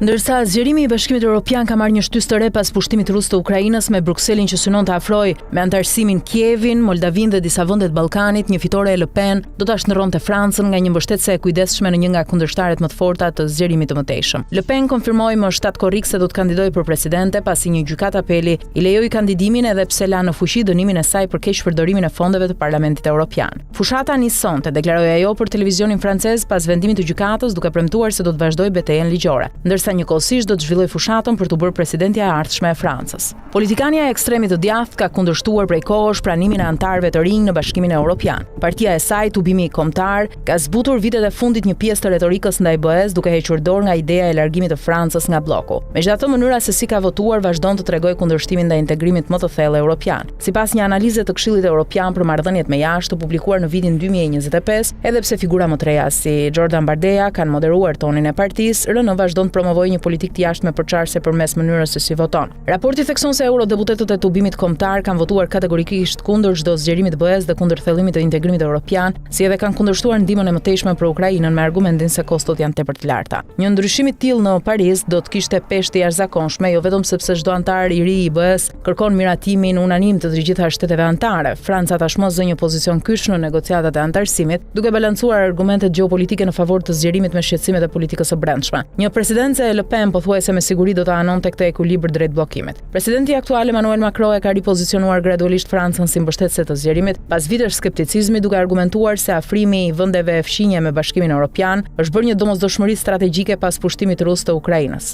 Në bashkëpunim të ngushtë me Gjermaninë, Macron ka promovuar një model integrimi gradual që do t'u lejonte vendeve kandidate të fitonin qasje gjithnjëje më të madhe në tregun e përbashkët dhe institucionet e BE-s përpara antarësimit të plot, duke këmbgulur njëkohësisht se reformat e brendshme në procesin vendimarrës të BE-s duhet të ecin paralelisht me zgjerimin. Franca ka mbështetur përpjekjet e Malit të Zi për antarësim, ka shprehur mbështetje për synimin e Shqipërisë që të antarësohet deri në fund të dekadës dhe ka argumentuar se Serbia duhet mbetet e lidhur fort me Europën pavarësisht tensioneve të vazhdueshme politike. Megjithatë, edhe në drejtimin e Macron, Franca ka qenë shpesh ndër vendet më të kujdesshme për zgjerimin. Një dokument i fundit politik i hartuar nga ekspert që analizon debatin mbi zgjerimin në Gjermani, Francë dhe Holland konstaton se ambivalenca franceze është thelluar në prag të zgjedhjeve presidenciale të vitit 2027. Aktualisht autoritetet franceze nuk dëshirojnë të nxisin një debat publik mbi zgjerimin në Francë, thuhet në raport, i cili vëren se opinioni publik francez mbeten ndër më pak mbështetësit e zgjerimit në të gjithë BE-n. Autorët shtojnë se zyrtarët e lartë francezë shpesh japin një mesazh ndryshe privatisht nga ai që shprehin publikisht. Diplomatët e nivelit të lartë shfaqin një ambivalencë të habitshme franceze ndaj zgjerimit, duke folur pozitivisht në publik, ndërsa pas dyerve të mbyllura vënë pikpyetje çdo hap të negociatave. Sipas kushtetutës franceze, çdo traktat i ardhshëm për pranimin e një shteti të ri në BE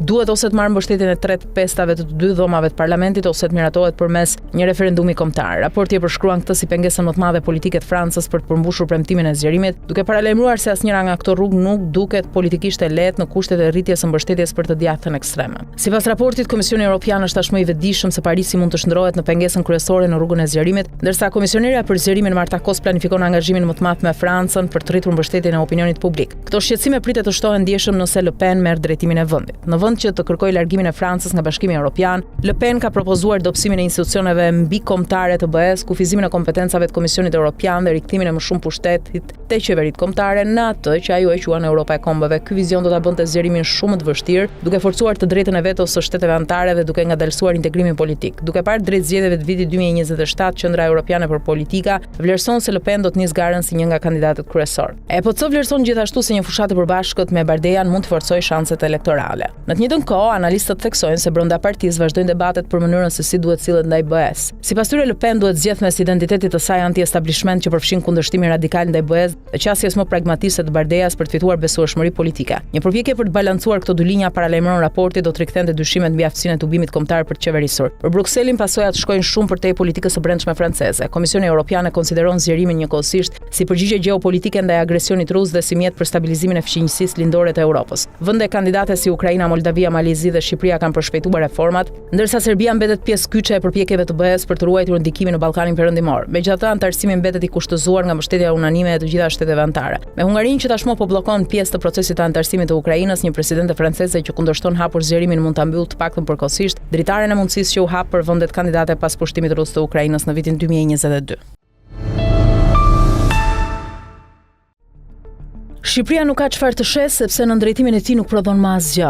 Shumë i inatosur i paqet kryeministri pyet çfarë mund të shes Shqipëria. Ka të drejtë inatoset e të çirret madje edhe të tallet se përveç qelesheve, shqiponjave, flamujve nuk kemi asgjë për të shitur veç vendit sepse ekonomia që krijoi ky kryeministër nuk prodhon asgjë. E ndërsa në 13 vite që drejton ka folur për lloj ose manovrash ekonomike si PPP, investime strategjike, amnisti fiskale, rilindja 1, e më pas 2 e deri për rrogat e larta edhe të krahasueshme me Greqinë, kamarierëve dhe pastruesve, asnjëherë nuk e gjeti as guximin as forcën të flas për motorin e zhvillimit prodhimin. Ka të drejtë që nxehet. Sot nuk kemi çfarë të shesim se nuk prodhojmë. Jemi të varur nga importi se nuk prodhojmë. Nuk ofrojmë dot punësim cilësor se nuk prodhojmë. Madje nuk krijojmë, nuk shpërndajmë asnjë uri se nuk prodhojmë. Nuk kemi ekonomi të qëndrueshme se nuk prodhojmë. Qëndrueshmëria nuk kupton aftësinë për të përmbushur nevojat e tanishme pa komprometuar aftësinë e brezave të ardhshëm për të përmbushur nevojat e tyre. Edhe sektori prodhues është thelbësor në sigurimin e qëndrueshmërisë. Prodhimi industrial jo vetëm është një motor rritje për vendet në zhvillim, por për më tepër është vërtetuar se ai është shtylla e nevojshme për të siguruar rritje ekonomike në kohët e vështira. Prodhimi përveç se rrit nivelet e konkurrencës, rrit produktivitetin, siguron punësim cilësor me paga të larta, ai siguron lidhje të ngushta me segmentet e tjera të ekonomisë. Por prodhimi është i rëndësishëm edhe në një aspekt tjetër. Proceset e prodhimit shpeshherë mbështeten në inputet e sektorëve të tjerë, të cilët përparojnë me përparimin e industrisë prodhuese. Në këtë mënyrë prodhimi ofron funksionin e bartësit të shërbimeve,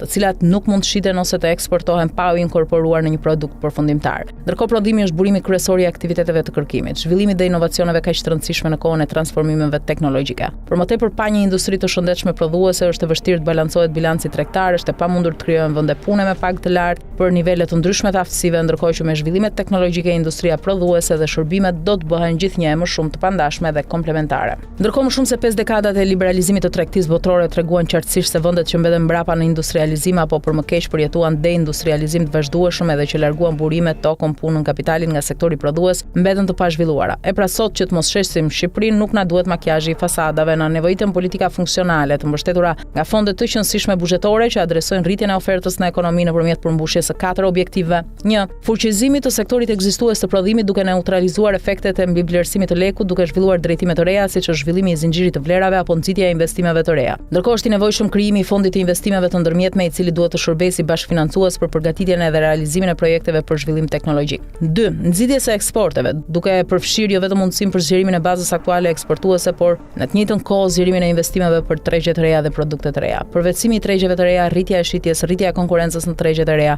rritja e numrit të ndërmarrjeve me orientim eksporti, mbështetja edhe ndërkombëtarizimi përmes arritjes së standardeve, si edhe integrimi i burimeve të informacioneve eksportuese dhe shpërndarja e tyre janë kyçe për stimulimin e eksportuesve. 3. Rritja e produktivitetit, transferimit të teknologjive dhe inovacionit. Kjo kërkon krijimin e zyrës kombëtare për transferimin e teknologjive, e cila duhet shërbejë si nyje ndërlidhjes midis firmave, universiteteve, laboratorëve të kërkimit publik, agjencive qeveritare dhe institucioneve financiare. Mungesa e këtij ndërveprimi largon ose rrit distancën e bashkëpunimit midis këtyre aktorëve, duke i lënë ata të izoluar dhe jo bashkëpunues, duke penguar transformimin teknologjik dhe inovacionin. 4. Krijimin e një sektori prodhues që krijon dhe shpërndan njohuri. Dështimi në krijimin në shpërndarjen e njohurive ndodh për shkak se ne nuk e kemi kuptuar që njohuria prodhohet në ekonomi dhe për më tepër nuk e kemi konsideruar asnjëherë njohurinë si e mirë publike. Ndaj është e rëndësishme mbështetja e qeverisë në ngritjen dhe fuqizimin e sektorëve të teknologjisë dhe të kërkimit, aftësimi profesional dhe praktik i personave të rinj të sapo punësuar, si dhe sigurimi i ekspertizës teknike ndërkombëtare për kompanitë vendase. Patjetër ky është ushtrim i vështirë për çdo qeveri, por më e keqja është se për qeverinë e rilindjes së fasadave është i pamundur. Ndaj bindur edhe i inatosur për këtë pamundësi i çirret se nuk ka ç'të shes përveç Shqipërisë.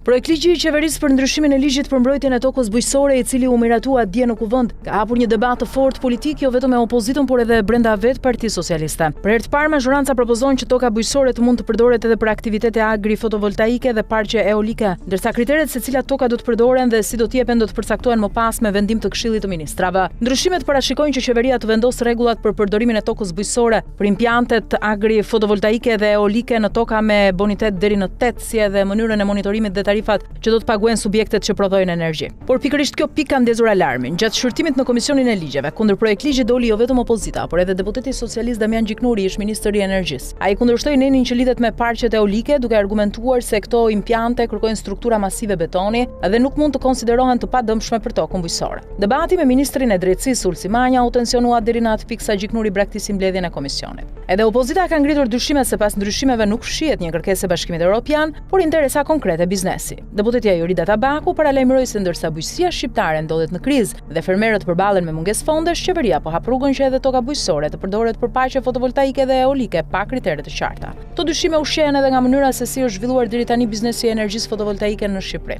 Vitet e fundit ndërtimi i parqeve fotovoltaike është kthyer në një nga sektorët më fitimprurës. Në argumentin e tranzicionit të gjelbër, qeveria ka miratuar një seri projekte shumëvjeçare për kompani që në shumë raste lidhen me emra të njohur të biznesit pranë pushtetit. Vetëm në një mbledhje të fundit të Këshillit të Ministrave u miratuan 3 projekte të mëdha, një park fotovoltaik 70 MW në Savër të Lushnjës për kompaninë 3X Energy, një park 50 MW në Sarand për Park Solar Energy dhe një tjetër park 54 MW në Poliçan për kompaninë X1. Pas 3X Energy qëndrojnë Agim Xhindoli dhe Adrian Dula. Ky i fundit është njohur publikisht si personi që i vënë në dispozicion kryeministrit Edi Rama studion ku ai realizon punimet e tij me qeramik. Ndërkohë Agim Xhindoli rezultoni përfshirë edhe në kompaninë Park Sol Energy, e cila mori një tjetër projekt fotovoltaik në Sarand. Po aq domethënë se është rasti i kompanisë X1. E krijuar në vitin 2021 me një kapital prej vetëm 10.000 eurosh, kompania ndryshoi profil pasi në vitin 2024 ortaku bë biznesmeni Ilir Trebicka. Pas kësaj X1 nisi të përfitojë një sër vendimesh të favorshme. Fillimisht mori 137 hektar tokë shtetërore në zonën Baqel Kodhel të Lezhës me status investitor strategjik, më pas një tjetër kompani e lidhur me të njëjtat emra, Grand Park Skyline mori leje për ndërtimin e trekullave pranë Gardës Republikës, ndërsa tani u miratua edhe projekti fotovoltaik në Poliçan.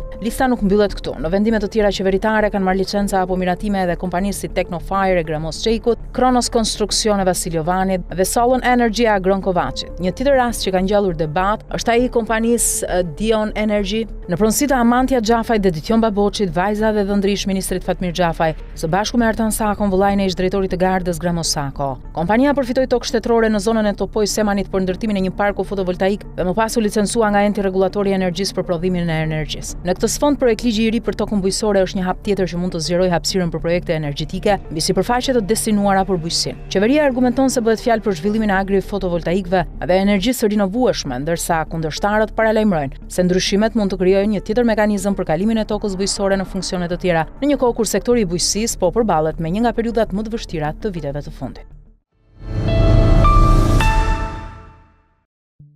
Elisa Spiropali e depozitoi platformën e saj shumë kohë pasi Edi Rama deklaroi publikisht se e priste me padurima të dokument, çka do të thotë se ish-ministrja priti që të kishte disponueshmërinë politike të shefit të saj. Dokumenti që ajo paraqiti nuk është një traktat politik apo një mocion me kushte dhe kërkesa konkrete për një ndryshim të thellë. Ai përbëhet kryesisht nga formulime të përgjithshme, të cilat në thelb flasin për një reflektim politik ndaj krizës së krijuar nga protestat. Platforma erdhi pikërisht pasi Edi Rama bëri të ditur se kishte ngritur një ekip që po punonte mbi kërkesat dhe ndjeshmëritë e dala nga protesta për të ndërtuar një përgjigje politike. Pikërisht në këtë moment rastisi që të dilte edhe dokumenti i Elisa Spiropalit. Një përkim kohor që lë vend për interpretimin se të dyja lëvizjet mund të jenë pjesë së njëjtës manovër politike. Nëse realisht Elisa Spiropali synon një ndryshim politik brenda Partisë Socialiste, ajo duhet ta nisë nga baza, duhet të takojë antarësinë e partisë, të hap debat mbi reformat e brendshme dhe të propozojë ndryshime të forta në mënyrën si funksionon Partia Socialiste dhe shteti, që nga mënyra e përzgjedhjes së ministrave, te mënyra e kandidimit të deputetëve,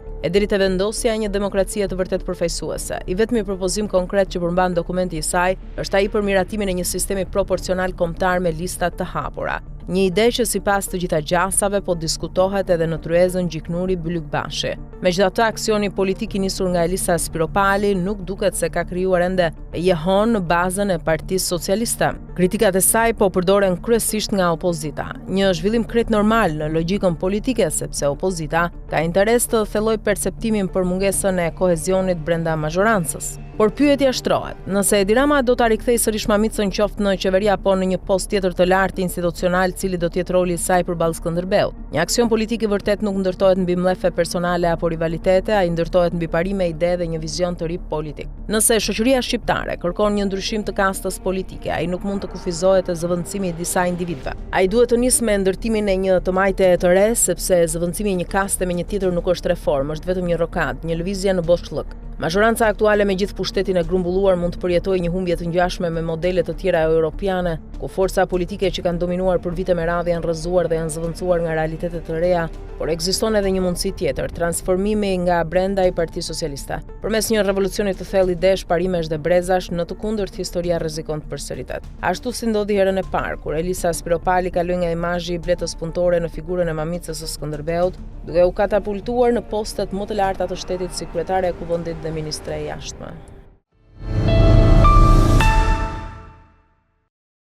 Argita dhe Jamarbër Maltezi kanë nisur të zhdukin gjurmët e pasurive të majme të vëna si gjatë kohës kur Sali Berisha ishte në pushtet ashtu edhe më pas, teksa SPAK-u ka sekuestruar me 10 prona dhe procesi për dosjen Partizani po vijon. Argita ka zbrazur thuajse gjithë llogaritë bankare. Sipas deklarimit për vitin 2025 në ILDHPI, të sapo publikuar, Argita Maltezi ka reduktuar një sër llogarish bankare në valuta të ndryshme. Konkretisht rezultojnë të paksuara depozita me $99,782, $25,024, $14,019, $9,999, si edhe llogaritë të tjera me €2,973, €1,741,046 lek, €1,860 lek dhe €12. Në të njëjtën kohë ajo deklaron edhe shtesa në disa llogari, përfshir €1,905, €306 dhe $264, kryesisht të krijuara nga të ardhurat dhe interesa bankare, ndërsa mban gjithashtu 2 llogari rrjedhëse me balanca €13,200 dhe €5,000 lek. Nga të ardhurat Argita Maltezi deklaron €37,174 nga qirat,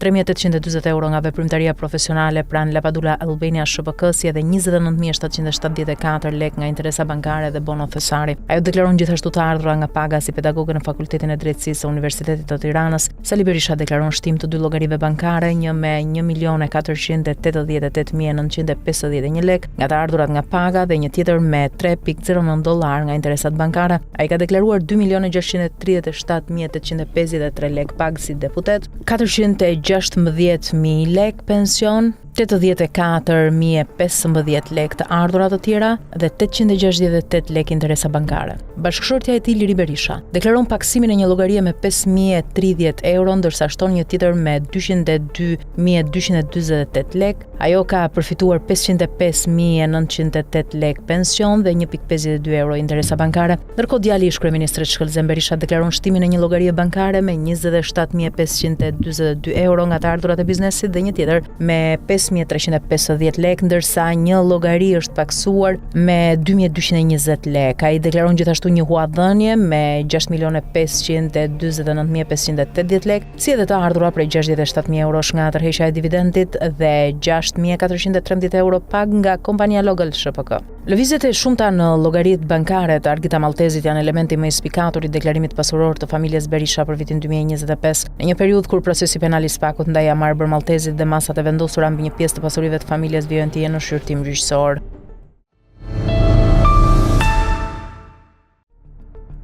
Një debat i fortë publik është zhvilluar mes ish zëvendës ministres së Financave Irena Beqiraj dhe ministres së Shtetit për sipërmarrjen dhe klimën e biznesit Delina Ibrahimaj, lidhur me arsyet e forcimit të lekut dhe shifrat e përdorura nga kryeministri Edi Rama për hyrjet valutore në ekonominë shqiptare. Shkëndija e përplasjes ishte një status i Irena Beqirajt, e cila vuri në pikpyetje deklaratën e kryeministrit se në Shqipëri kanë hyrë 8.5 miliard euro nga turizmi dhe investimet e huaja, duke argumentuar se sipas të dhënave zyrtare të Bankës së Shqipërisë fluksi real shtesë është dukshëm më i ulët. Beqiraj llogarit se të ardhurat neto nga turizmi, investimet e huaja dhe remitancat arrin në rreth 4.6 miliard euro, ndërsa ironizon se diferenca prej afro 4 miliard eurosh mund të shpjegohet vetëm nëse përfshihen para që vijnë nga ekonomia informale apo aktivitetet e paligjshme. Deklarata e saj solli reagimin e ministres Delina Ibrahimaj, e cila kundërshtoi llogaritjet e ish zëvendës ministres, duke argumentuar se shifra prej 8.5 miliard eurosh është rezultati i mbledhjes së të ardhurave bruto nga turizmi, investimeve të huaja dhe remitancave, ndërsa akuzoi Beqirajn se po ngatron treguesit bruto me ato neto, por debati nuk u mbyll me kaq. Në një reagim të dytë, Irena Beqiraj është përgjigjur ministres me tona edhe më të forta, duke treguar një episod nga koha kur u emërua në drejtimin e doganave dhe më pas, si zëvendës ministre e financave, ajo shkruan se nuk ka asnjë mlef personal ndaj Ibrahimajt, por e akuzon se po mbron një narrativ politike në kundërshtim me analizën ekonomike. Beqiraj shpreh se ministra ka njohuritë e nevojshme në makroekonomi, por se është detyruar të mbrojë publikisht qëndrimin e qeverisë. Në fund të reagimit ajo i bën thirrje Delina Ibrahimajt për një debat publik televiziv, ku të diskutojnë mbi forcimin e lekut, investimet e huaja, produktivitetin, ofertën monetare, pensionet, buxhetin dhe tregues të tjerë. Kujtojmë se ky debat vjen pas takimit propagandistik të kryeministrit Edi Rama, i cili u mbur me rënien e euros dhe forcimin e lekut, duke e cilësuar si tregues të një ekonomie gjithmonë në rritje. Mirë po në një kundërpërgjigje të shpejtë që i erdhi nga radhët e opozitës, konkretisht nga deputetja demokrate Jorida Tabaku, U tha se zhvlerësimi i euros po dëmton ekonominë shqiptare, ku bizneset dhe familjet janë ato që po humbasin.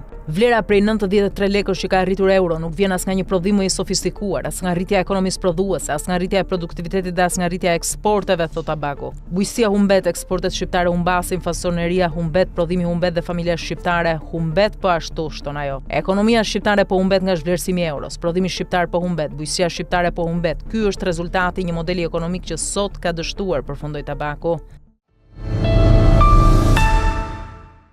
Deutsche Welle i ka kushtuar një dokumentar Shqipërisë dhe projektit miliarda dollarësh të dhëndrit të Donald Trump Jared Kushner duke e vendosur në qendër të debatit protestën qytetare të njohur tashmë si revolucioni i flamingove. Dokumentari ngre një pyetje që shkon shumë përtej një investimi turistik. Apo përdor Shqipëria Bregdetin e saj si monedhë shkëmbimi për të fituar ndikim gjeopolitik dhe lidhje politike me administratën Trump? Në hyrje të dokumentarit Deutsche Welle e përshkruan rezistencën ndaj projektit në Zvërnet si një histori që flet për zhvillimin e pasurive të paluajtshme si instrumenti gjeopolitikës. Për pakënaqësinë e qytetarëve ndaj qeverisë shqiptare dhe për mbrojtjen e një prej zonave më të rëndësishme natyrore të vendit. Sipas dokumentarit, plani i Affinity Partners, fondi i investimeve i drejtuar nga Jared Kushner, parashikon transformimin e një zone të mbrojtur në jug të Shqipërisë në një resort luksoz me deri në 10.000 dhoma hoteli, një projekt që qeveria shqiptare e konsideron si një mundësi për tërheqjen e investimeve të huaja dhe rritjen e profilit ndërkombëtar të vendit. Megjithatë, Deutsche Welle thekson se kundërshtarët e projektit nuk e shohin atë si një investim të zakonshëm. Dokumentari argumenton se emri Kushner nuk përfaqëson vetëm kapital privat, por edhe një lidhje të drejtë me qendrën e pushtetit në Washington. Emri Kushner nuk do të thotë vetëm para, ai është i martuar me Ivanka Trump, vajzën e presidentit. Kjo do të thotë edhe akses i mundshëm në shtëpinë e bardhë dhe kjo është një çështje e madhe për një vend të vogël si Shqipëria, thuhet në dokumentar. Deutsche Welle rikujton se Jared Kushner ka qenë një nga figurat më me ndikim në rrethin e Donald Trump dhe aktualisht mban rolin informal të dërguarit posaçëm për paqen, duke u përfshirë në negociata për konfliktet në Gaza, Ukrainë dhe Iran. Dokumentari nënvizon se ai nuk është konfirmuar nga Senati Amerikan për këtë rol, duke e cilësuar pozitën e tij si jo formale. Një pjesë e rëndësishme e dokumentarit i kushtohet edhe aspektit mjedisor. Sipas autorëve, zhvillimi i projektit do të prek një ekosistem të mbrojtur ku jetojnë flamingo, foka mesdhetare dhe breshkadeti, duke e kthyer çështjen në një përplasje mes zhvillimit ekonomik dhe mbrojtjes së natyrës. Në dokumentari jepet edhe këndvështrimi i një eksperti amerikan i cili argumenton se mënyra se si interesat politike dhe ato të biznesit janë ndërthurur në familjen Trump është e pazakontë për standardet amerikane.